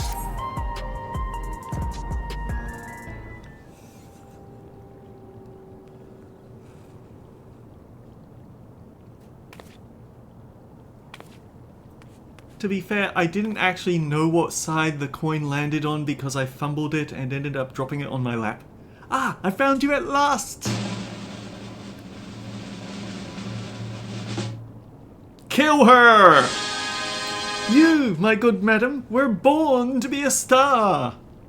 Oh, I already knew that. Allow me to introduce myself. I am Metem, head of strategic management at Ascension Arcadia, the premier enterprise for entertainment in the Solution 9. Our flagship facility is the Arcadion, a combat arena, and it is there that we host the Ascension Arcadia Championship. It is the pinnacle for fighters in Alexandria, and I want you to be among them. I need to walk away, this is clearly a scam. As you may have heard, the circumstances force us to close the arena's doors for a time, but the time is right to reopen them! Her Majesty's tragic passing has left our assistants disconsolate. By providing them with gripping entertainment, it is our hope to help them to forget their cares for a while. If we are to accomplish that, however, it will not do to show them what they have seen countless times before. No, they need something new. Someone new! And who better than she who not only protected our citizens from the King's army, but struck down the King himself? That was you, what, yes? So it was, and so for your strength and valor, the President of the Federation has marked you to be the Arcadian's next great star. Just imagine it, an upstart, the People's Protector, arrives on the scene and challenges the Arcadian's mightiest to rise up as Grand Champion. What could be more gripping, I ask you?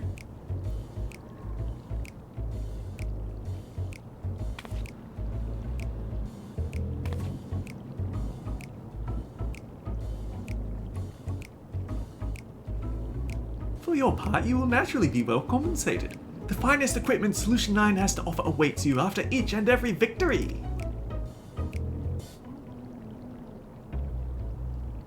We'll also pay you in tomestones. I dare say this has you enticed, but you needn't make up your mind right away if you are keen to test your strength and win rich rewards. Come to the Arcadion at the end of this avenue. The attendant will show you in. With that, I bid you farewell for now. I shall look forward to a favourable response.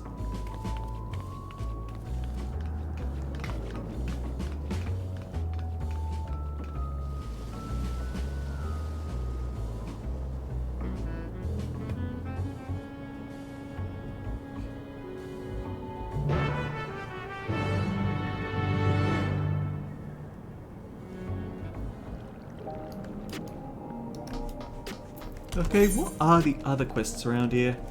Okay, that's one of the level 100 dungeons. And that is the Stone Sea Sky for the level 100 stuff. Is there anything else? No, everything is just questing. Ah, Ibuki, Master Metem has been expecting you. If you would follow me, I will take you to him. Enter the Arcadion.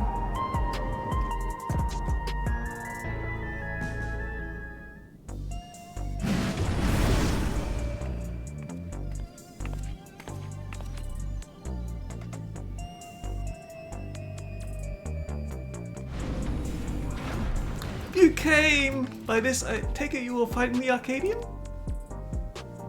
Allow me to be the first to welcome you to the fold. Now then, I shall explain to you.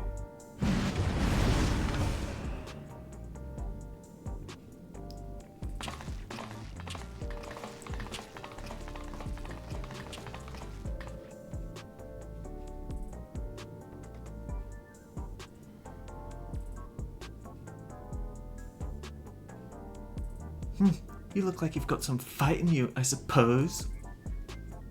Still, you can only be so strong without being a soul shifter. You wouldn't last long against any of us. Well, aren't you just a treat? I look forward to meeting you on stage.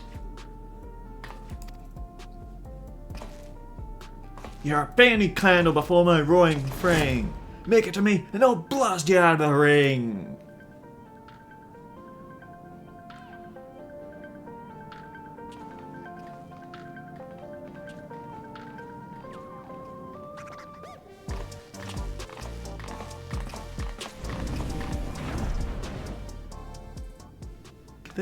Those are some of the fighters you will face. They are characters, as you can see, but I hope you do not take offense at their words. Consider it their way of welcoming you. Now, where was I? Yes, as I have mentioned, the Ascension Arcadia Championship is a fighting competition. The realm's mightiest duke it out in a bid to become the Grand Champion. I've no doubt all Alexandrians would be captivated by your journey as a challenger and cheer you on as you fight your way up the ranks. We certainly won't be slandering you in any way whatsoever. And speaking of ranks, the fighters of the Arcadion are divided into 3 tiers: light heavyweight, cruiserweight, and heavyweight. The ultimate objective is to become the undisputed champion in all the tiers and thereby rise up as the Grand Champion.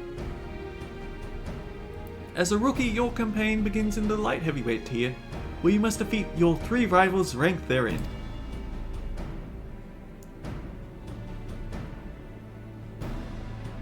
Goodness gracious me, I almost forgot to mention a most important thing. The Arcadion has its own repository of feral souls, which our fighters utilize in battle. So potent are these souls, they alter the fighters' very forms, lest you wonder. It is the potency of the souls employed that separates the championship's 3 tiers.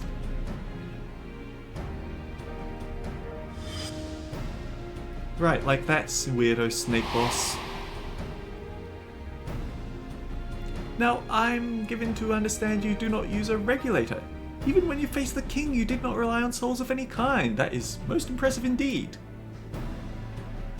Be that as it may, it would be egregiously unfair for you to compete with naught to balance the scales. Fortunately, here at the Arcadion, we also have the souls of former champions in storage. We will use them to create allies to fight alongside you. And to make sure that they work with you like a well-oiled machine, we will draw upon your memories to fine-tune their appearance and abilities to your liking. Translation: we're the only canon live person in this. All the other players that queue in with us are going to be fakes.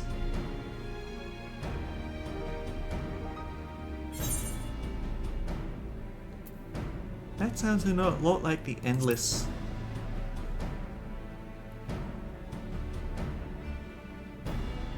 Endless? I'm not familiar with that term, but I assure you there is nothing untoward in the technique we employ. It simply brings forth a temporary simulacrum. And for the purposes of evening the odds, I believe 7 of these simulacra should suffice. What do you think?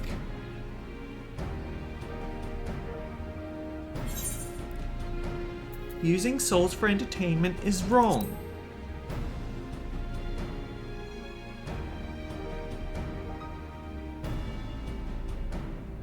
I had expected that you might harbour reservations about the use of souls. Those who hail from outside the barrier often do. And so I have a proposal. As an additional incentive, if you will. For each victory you claim, I shall release the souls of those who fought beside you. You, my friend, will be the star who brings fresh change to the Arcadion! So what say you? Are you willing to fight under those terms?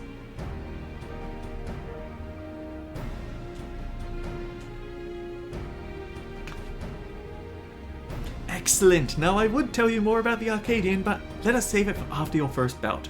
After all, it'd be pointless if you end up losing straight away.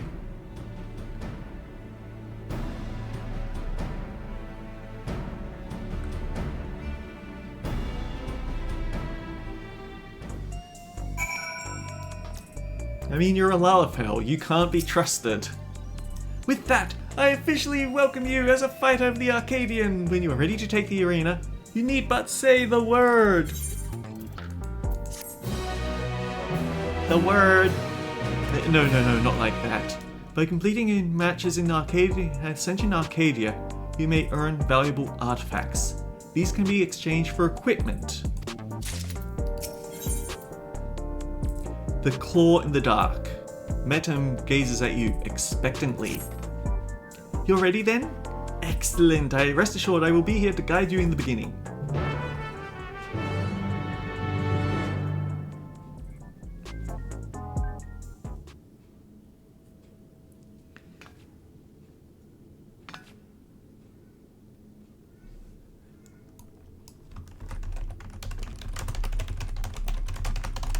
Now then, I shall introduce your first opponent. Pray, look to the monitor!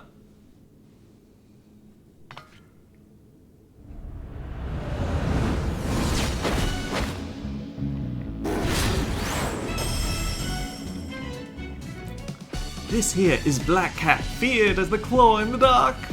That's right, she's the one who took your measure earlier. Well, she's a little rookie herself. You'd be wise not to underestimate her. She has a real talent and is expected to go far. Her feral soul is Kath Palug, a terrible feline said to have pushed a legendary hero to his limits. With its power, she becomes unimaginably nimble, and her very claws can rend steel. You'll need to keep your wits about you. Now, you should know that the ring is uniquely configured to complement the fighting style of your foes. Of course it is. This is in order to provide the audience with a spectacle. After all, we're first and foremost in the business of entertaining. On a similar note, I should mention I'm also the commentator for matches. Leave it to me to squeeze every drop of excitement out of your fight. Now then, you'd best see to your preparations. May you emerge victorious in your debut.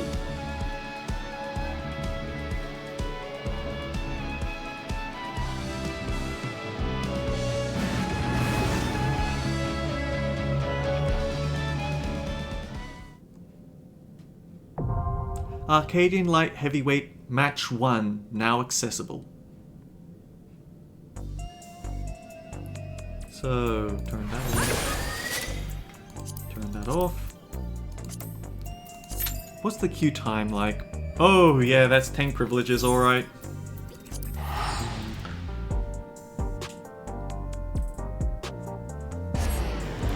Alright, so since it's only fair that we start... Oh boy, but there's a lot of people here. Intrepid New Enterprise. One last hurrah, hunting a hunter. There's got to be a level 100 quest around here somewhere.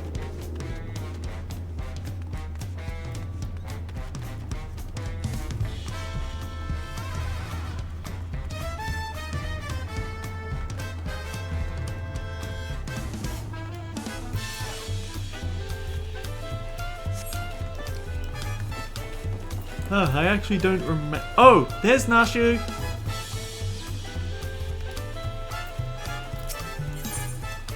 The case of the displaced inspector. Looking rather lost herself, Nashu Makara has come west in search of the missing inspector. Why, hello there, Buki. Cool, how serendipitous we should cross paths in this far-flung nation. Have you come all this way to lend me a hand? Because let me tell you, I could use the help. You see, I've been doing my absolute darndest to track down the Inspector ever since Mr. Poo-Poo's starship whisked him off to God's only know where. My best really turned out to be the Thavnarian Truth. Eyewitness accounts in the latest issue described a shiny craft headed west across the ocean, so I packed a few things and headed as far west as I was able. This is where I ended up. I've made a few inquiries since my arrival, but I've mostly been acclimatizing myself to the native cuisine. Very important step, that. Anyway, seeing as fate has sent you to assist me, I suppose it's time I continue questioning the locals on the matter of unidentified flying gentlemen. Here, this should help aid in our investigations.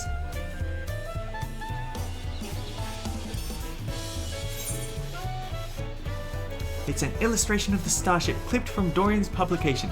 Having this on hand should make it much easier to explain what we're looking for. I'll ask around the markets hereabout. As for you, well, I've yet to venture beyond the food stalls, so practically anywhere else but here.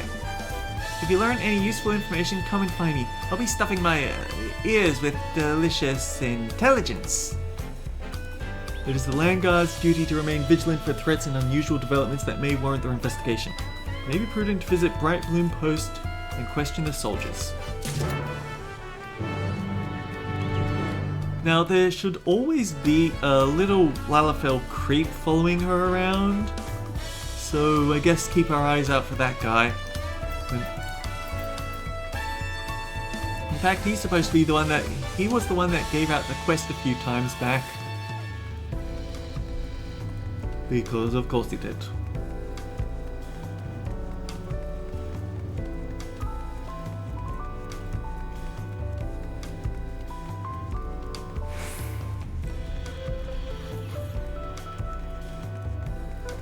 Ah, we've got 2 DPS in queue.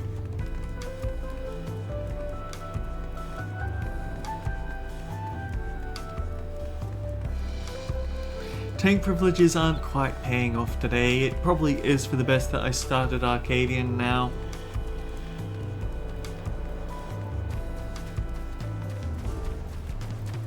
But yeah, I'm only doing 1 Arcadion raid, so I'm just sort of buying time for a few... maybe quarter of an hour. I actually have done the M1 Savage a bit. I haven't really been keeping up on Savage tiers though. Yeah, is there something I can help you with? Illustration of a starship.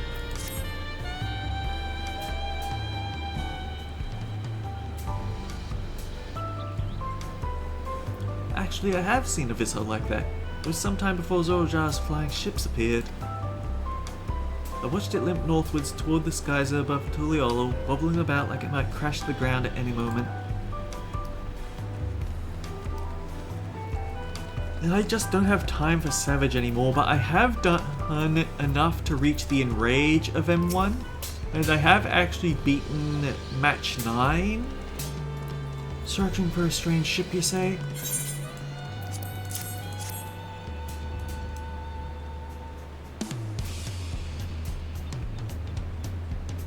Yeah, I saw a flying disc just like that during a patrol in Charlone. It was slowly drifting towards the ground and seemed to come down somewhere in Yaslune. If you're determined to find it, that's where you should try next. What do they call in the place that's covered by the dome now? Heritage found? Well, that's not good. Hildebrand was in the 30-year time skip.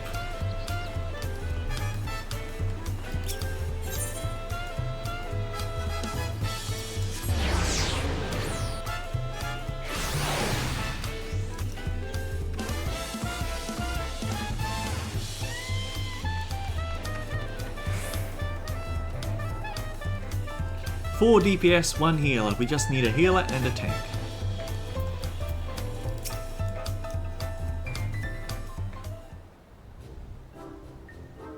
My forays into the stores bore no fruit at all. None star-shaped anyway. How was your harvest then?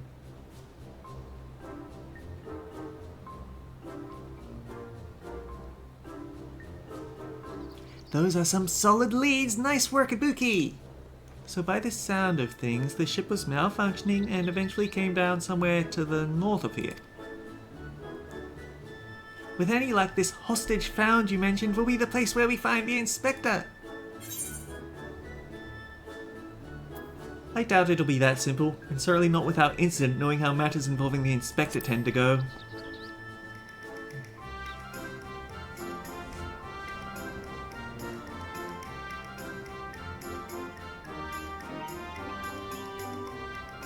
Well, with you as my escort, I'm sure we'll arrive at the right spot eventually, and none the worse for wear. Shall we head off?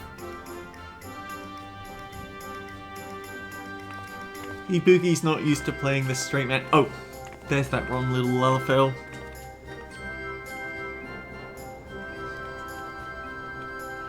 That's right, I missed it. You can talk to him, and he's being interrogated by the Radiant Guard. I didn't think of checking behind that barrel, but we just flat out teleported here. Here is all crackily and zappy. This is where the starship supposedly came down, so let's start our search for the Inspector. Standard investigative procedure dictates that we question the residents for possible gentleman sightings. Off we go.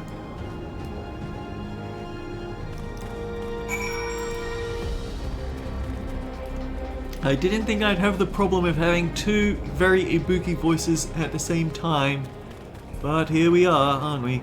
Oh darn it, the healer and one of the DPS dropped.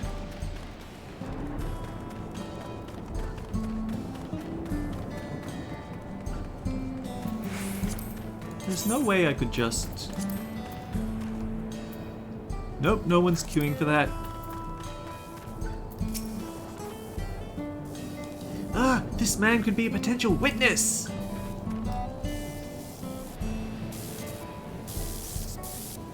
Serves you right.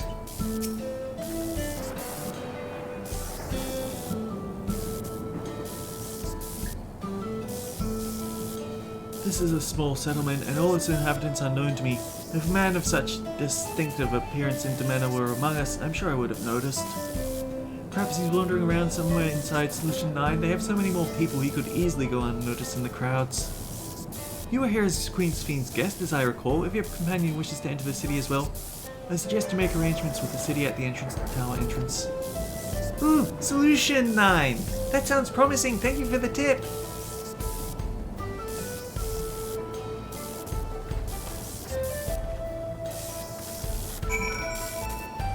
Oh, you know what the other endgame that I just remembered? I was going to cover role quests.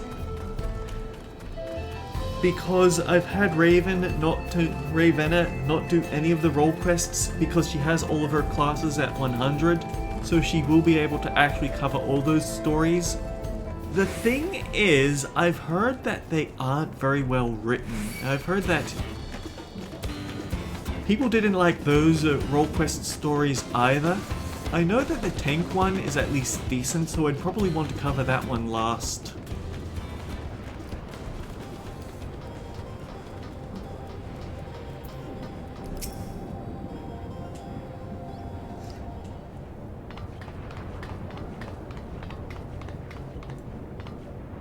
Visitor detected. Verifying access rights. Unlimited Everkeep access confirmed. Wow, Sphene gave us access to this place forever.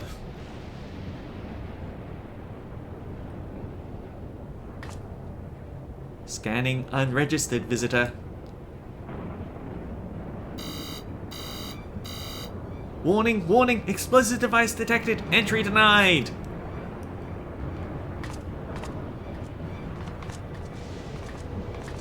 Why are you carrying those damn bombs? I'm not carrying explosives, this is medicine for treating Inspector Hildebrand's condition. Explosive medicinal compounds.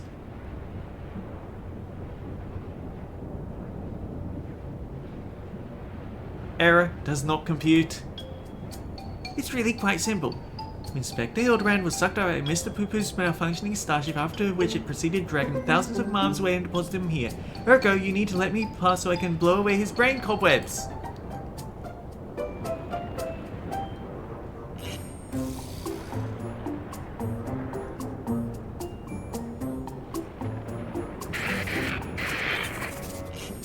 Error, logic circuits overloading, emergency shutdown initiated.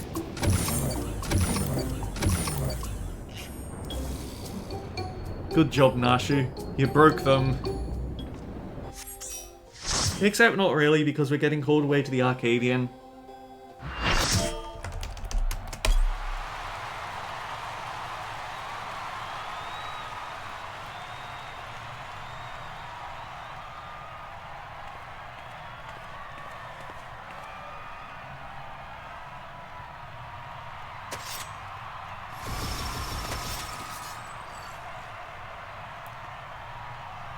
Double Gunbreaker.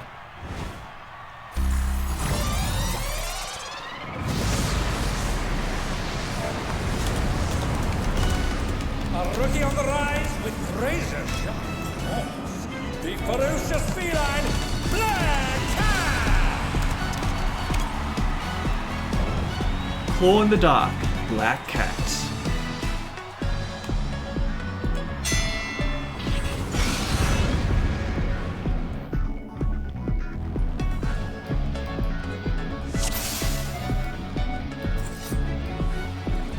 You're ready to be ripped to shreds. Oh well.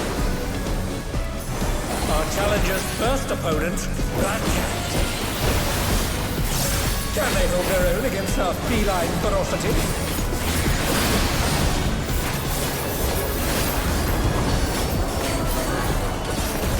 So, 1, 2, 4. Very obvious room-wide lead. Just stand on the opposite side.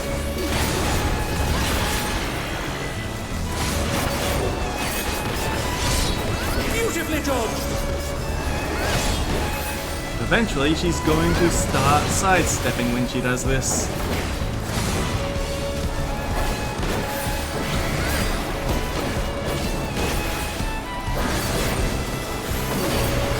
Can you dodge this, I wonder? Diagonal and cardinal attack.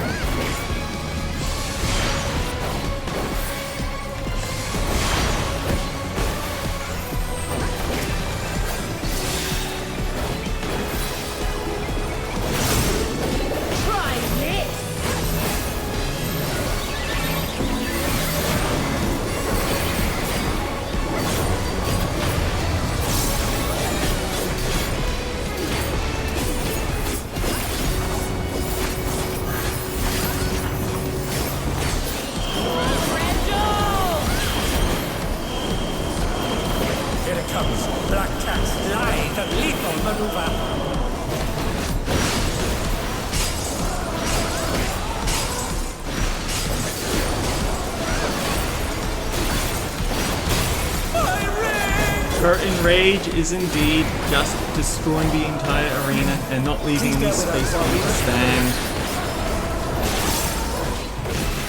Now keep an eye on what panels are still concrete, because she will do this. Make sure you are landing on somewhere that's solid, because this will cause some damage.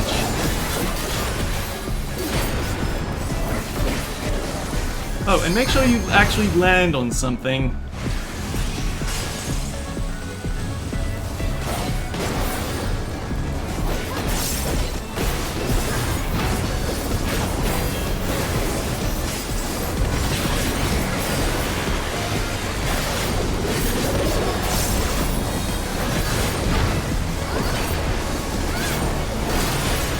Uh-oh!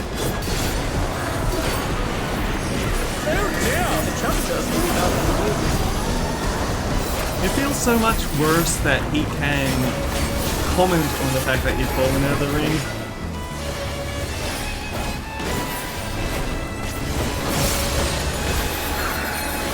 Incidentally, the Savage version of this mechanic gets even nastier because she summons a copy to do that. But she'll also... I'm trying to focus on memorizing the standing place for this. But she'll also do a variant where she just punches you straight down so you can't move at all. A step too far. Ma'am. But if you stand in one corner,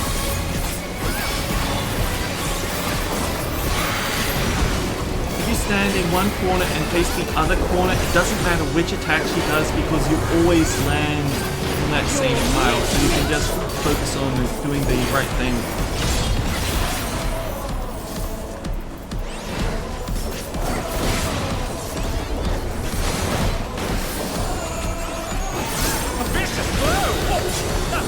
Now she's going to do a sidestep alongside it.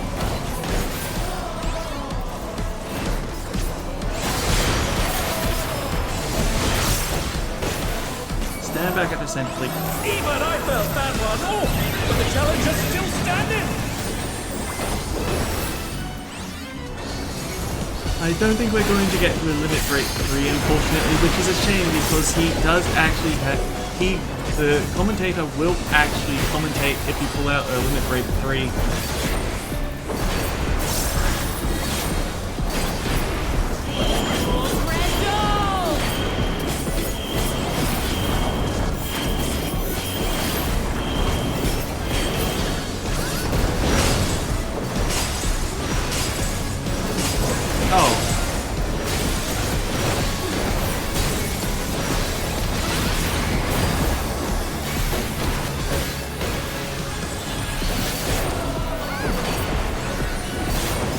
Since she did all tanks and all DPS last time, this time she did tanks and healers last time, so this time she'd do the punt for the DPS, but as it is, she doesn't get a chance to do it.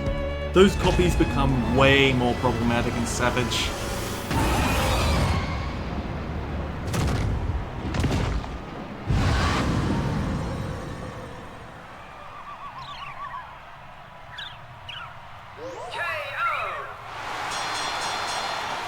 The match is decided! Victory goes to the challenger!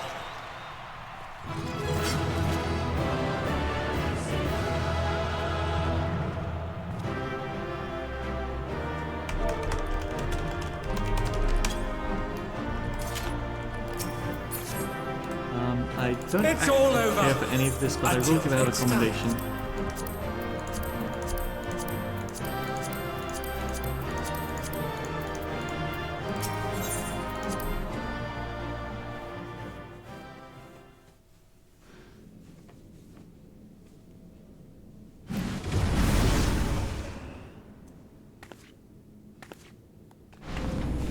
Bravo, bravo! You are simply magnificent out there! The President's eye for talent is as keen as ever!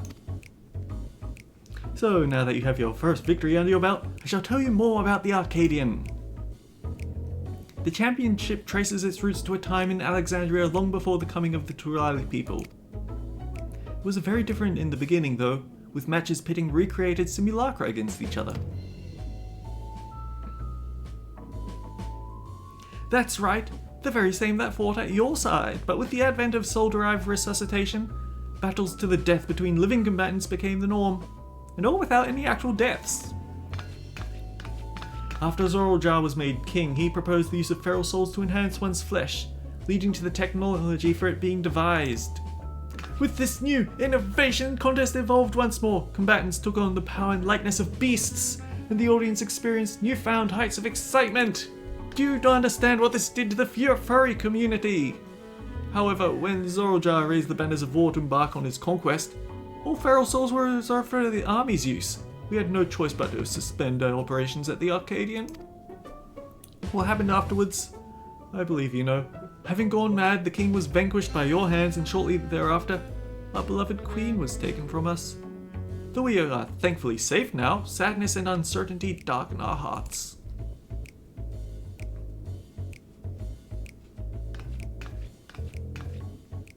Some may think it in poor taste to resume the championship now of all times, but it is now, most of all, the people need cheering up. And as I mentioned when we first spoke, we wish to help them forget their cares. Did you see how the audience roared when you, the upstart challenger, triumphed over our rising rookie? You have captured their imaginations. I hope you will continue to do so.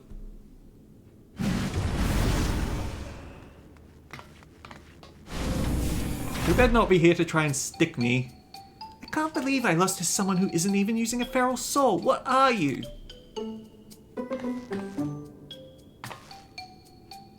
Damn it all, I can't leave things like this. Say, would you mind if I watched you for a while? Don't worry, I don't have any hard feelings. I'm just curious, that's all, about what you can do. I don't recall seeing this expression. Be my guest? I'm being ogled at by a cat girl. This feels backwards.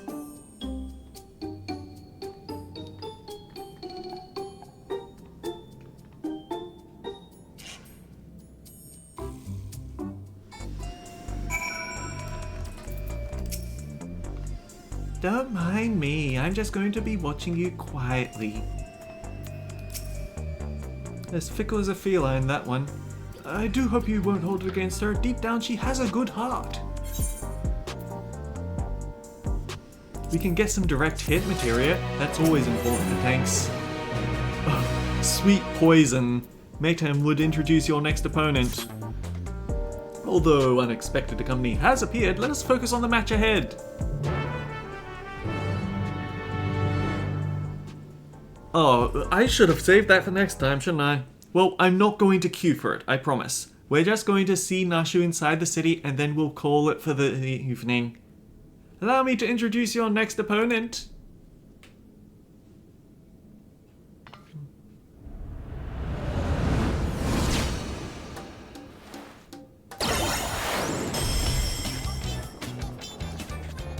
This is Honeybee Lovely, the darling of the Arcadion. As you can doubtless guess, she utilizes the soul of a bee, and an extremely venomous one at that, but rather than her poison you should be wary of her ability to charm all before her. For in addition to her winsome charm, which serves her well as a songstress, she can produce the pheromones of a queen bee to enthrall even her foes. Those who fall under her spell delight in the torment she unleashes upon them. Which is why the whole audience will be spectating via special contraptions cloaked in holograms. It wouldn't do to have hundreds of people be enthralled. In short, there's nothing lovely about her. Despite what she might claim, you're in for a bad time. That may be so, but I have faith you will prevail. Now sally forth and show us your mettle.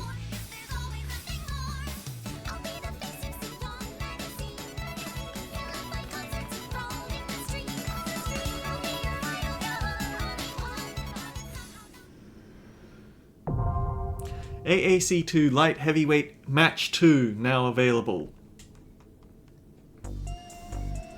Oh, it doesn't keep playing it inside this room. So there is one interesting thing. For everyone you beat in a match, they add their fan outside, although maybe we have to beat Honeybee Lovely before they start spawning. But yeah, you can talk to them and find out background information about each of the fighters that you tackle. I guess Black Cat doesn't count for this because Black Cat is you're going to be your buddy for all these fights. Anyway, we weren't finished here. We have to break the sentries again. Is it identified? We have to get to the logic overload. Nashu is too silly and illogical for robots to comprehend. Dang it, you set off airport security.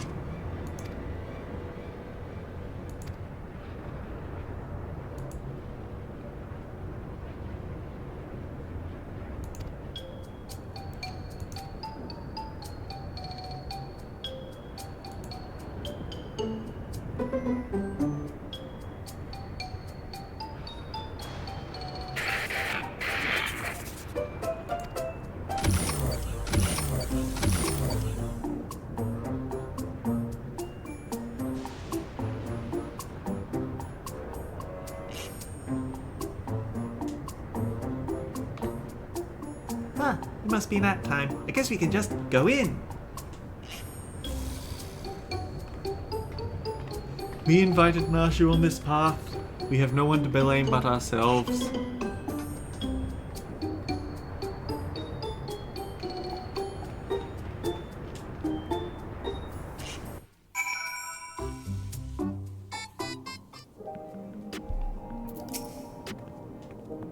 Oh, that's a good-sized city! Well, there's one sure way of locating the inspector in a place like this. If there's an ongoing case, that's where he'll be! Let's head to the lively part of town and look for any nefarious incidents, shall we? Do you know which is the lively part? True View. And that's in Eastern Sexta, you say? Right, let's get to it! You know what? I feel like this is actually something we could get through pretty quickly. Let's see what we can do in 7 minutes.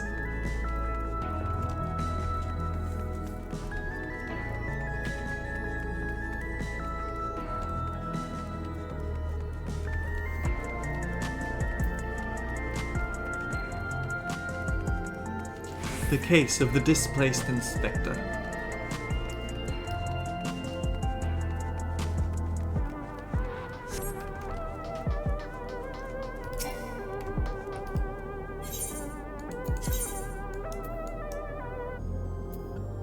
I think that's closest.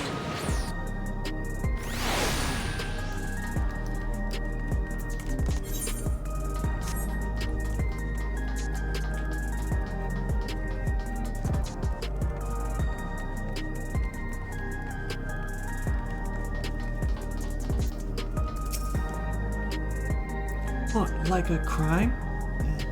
Now that you've mentioned it, I did hear about a theft recently. Our city is peaceful by and large, but anywhere you have a lot of people, incidents like these are bound to occur.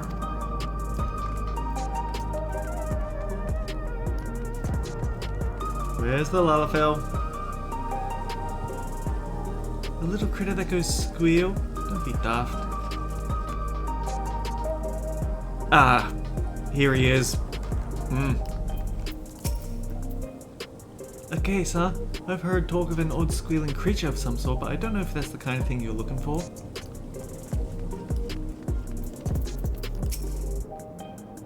Recent troubles? I saw a pair of soldiers mobilizing not moments earlier, responding to a disturbance it seems. I didn't think it was that far from here, but I'm a bit hazy on details.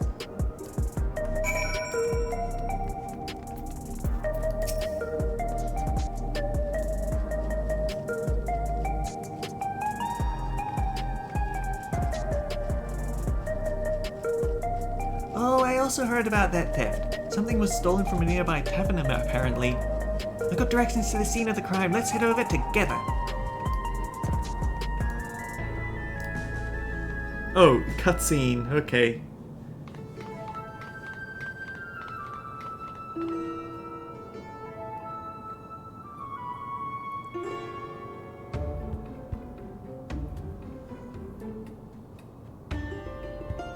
The thief absconded with an aged bottle of spirits, the most expensive one in my establishment. I demand you find this criminal at once. No need to get all hot and bothered. The culprit is right under your nose.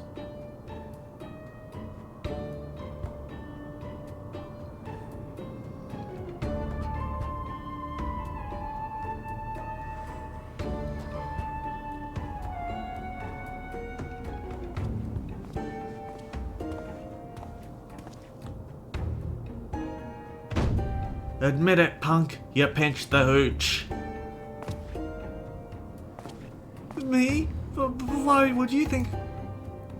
With a supply of souls cut off, folks with a habit turn to the black market rackets.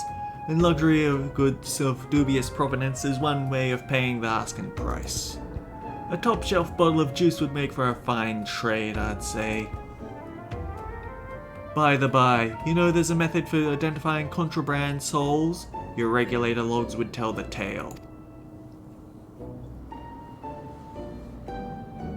Don't want to let us check 'em?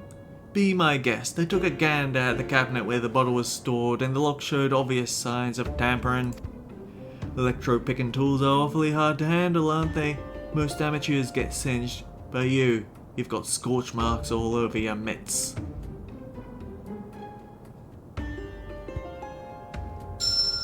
Give it up, kid. We got you dead to rights.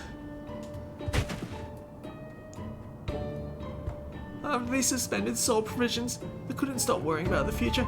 It was a moment of weakness.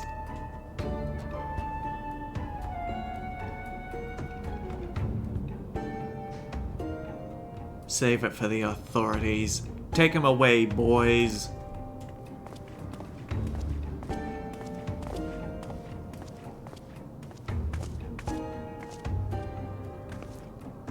That was Inspector Hildebrand, wasn't it? He didn't sound very gentlemanly.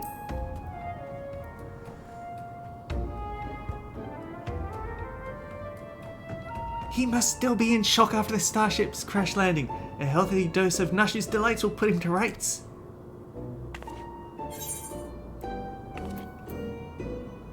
Let's make absolutely sure it's him first, shall we?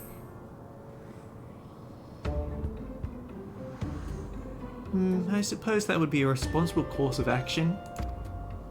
Come on, we should hurry along before we lose sight of this ungentlemanly Hildebrand.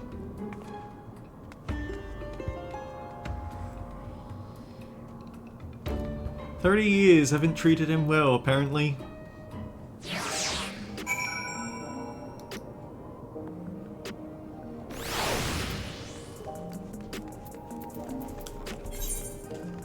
I mean, I'm committed to this if you are.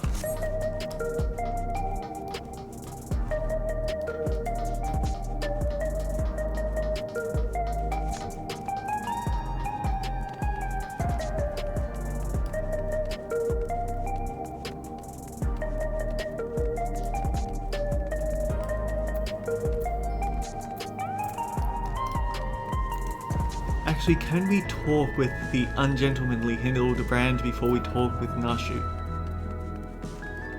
No, we can't. He's just out in the distance.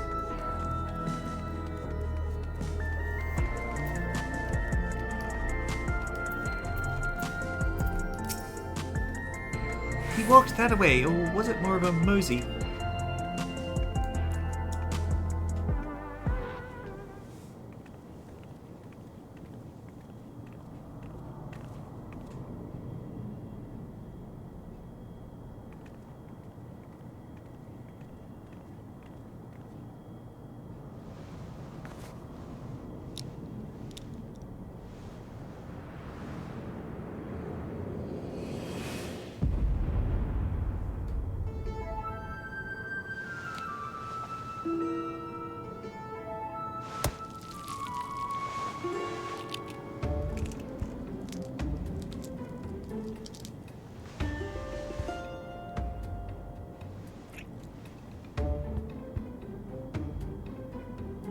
Just eating a hard-boiled egg.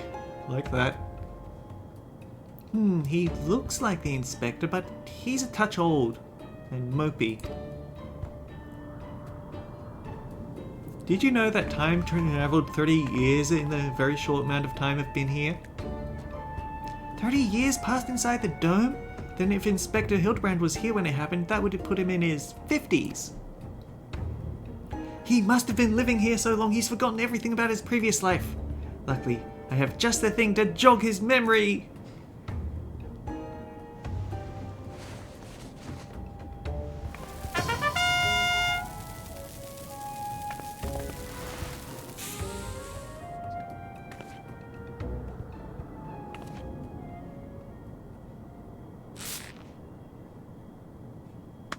Think I wouldn't notice such an obvious tail.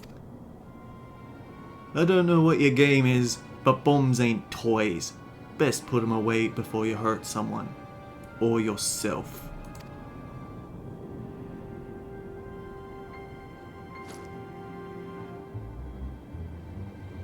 Like me, I see neither of you are sporting regulators, so suggest you be more careful with the only lives you've got.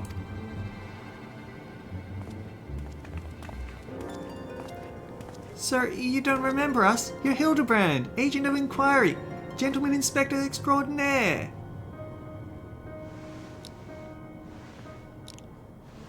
I've been called a lot of things.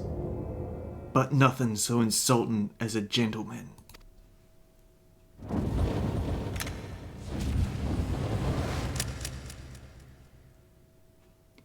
I'm a weathered old fool with too many debts and regrets.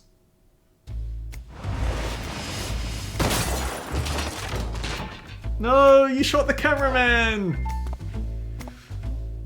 Detective, hardy-boiled.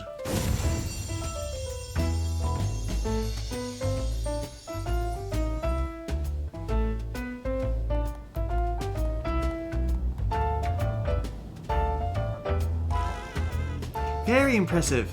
But even with that name and those odd clothes, you might as well be the inspector's older, more wrinkled twin. Hate to break it to you, but you're barking up the wrong tree.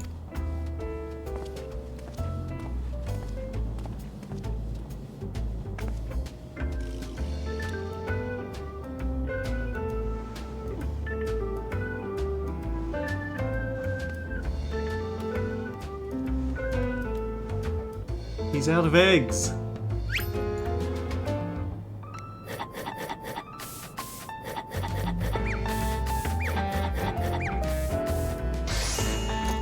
I guess she's been taking lessons from Godbert.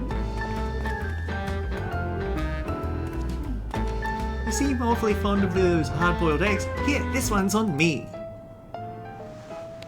Thanks, Dollface. You're a peach.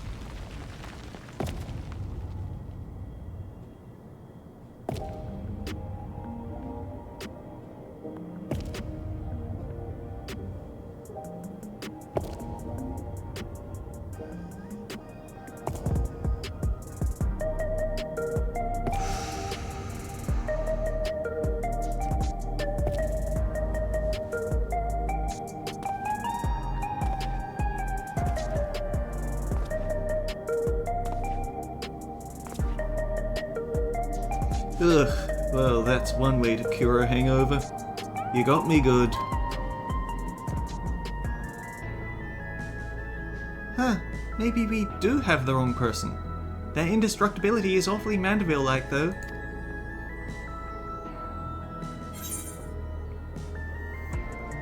I've seen a few cases of this twin person phenomenon on the Dome.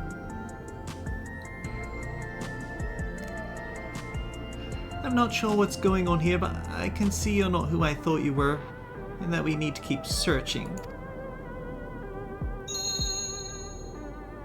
A missing person, is it? If that's the rub, you can leave the sleuthin' to me. Oh, we could really use your help!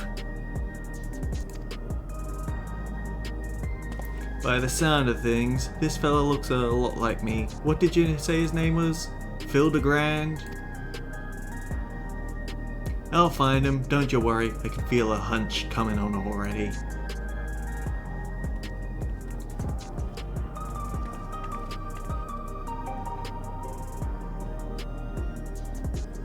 Are we sure that isn't the inspector?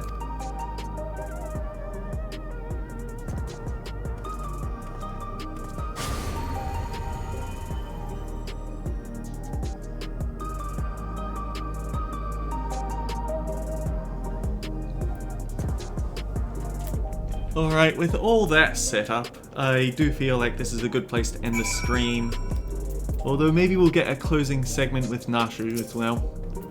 I'd like to rush off and do some investigative work of my own, but this city still has my head spinning. I think I'll wait and see if this Detective Hardy-Boiled is as good as he seems. Meanwhile, you should get back to whatever it is that famous adventurers do when they're not embroiled in one of our fantastical cases.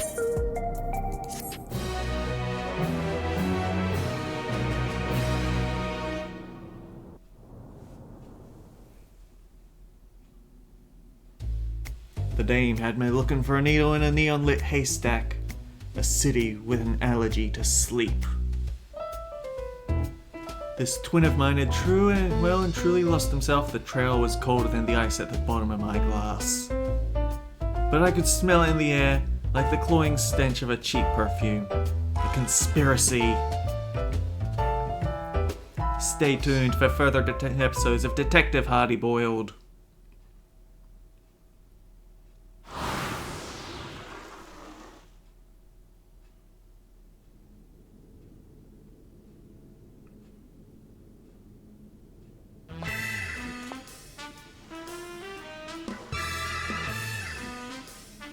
Fan service Nashu.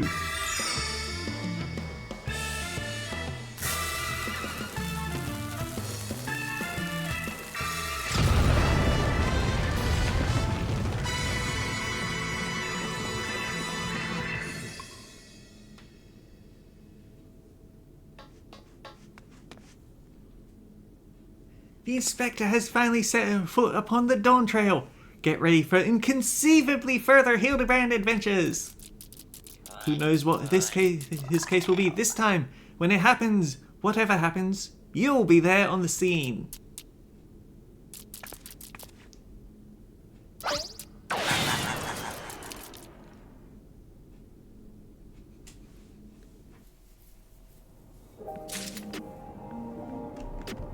And yeah. Hang on, why can't we do more? Oh. She's gated by main scenario progress. Okay, so we won't be going and doing more Hildebrand next time.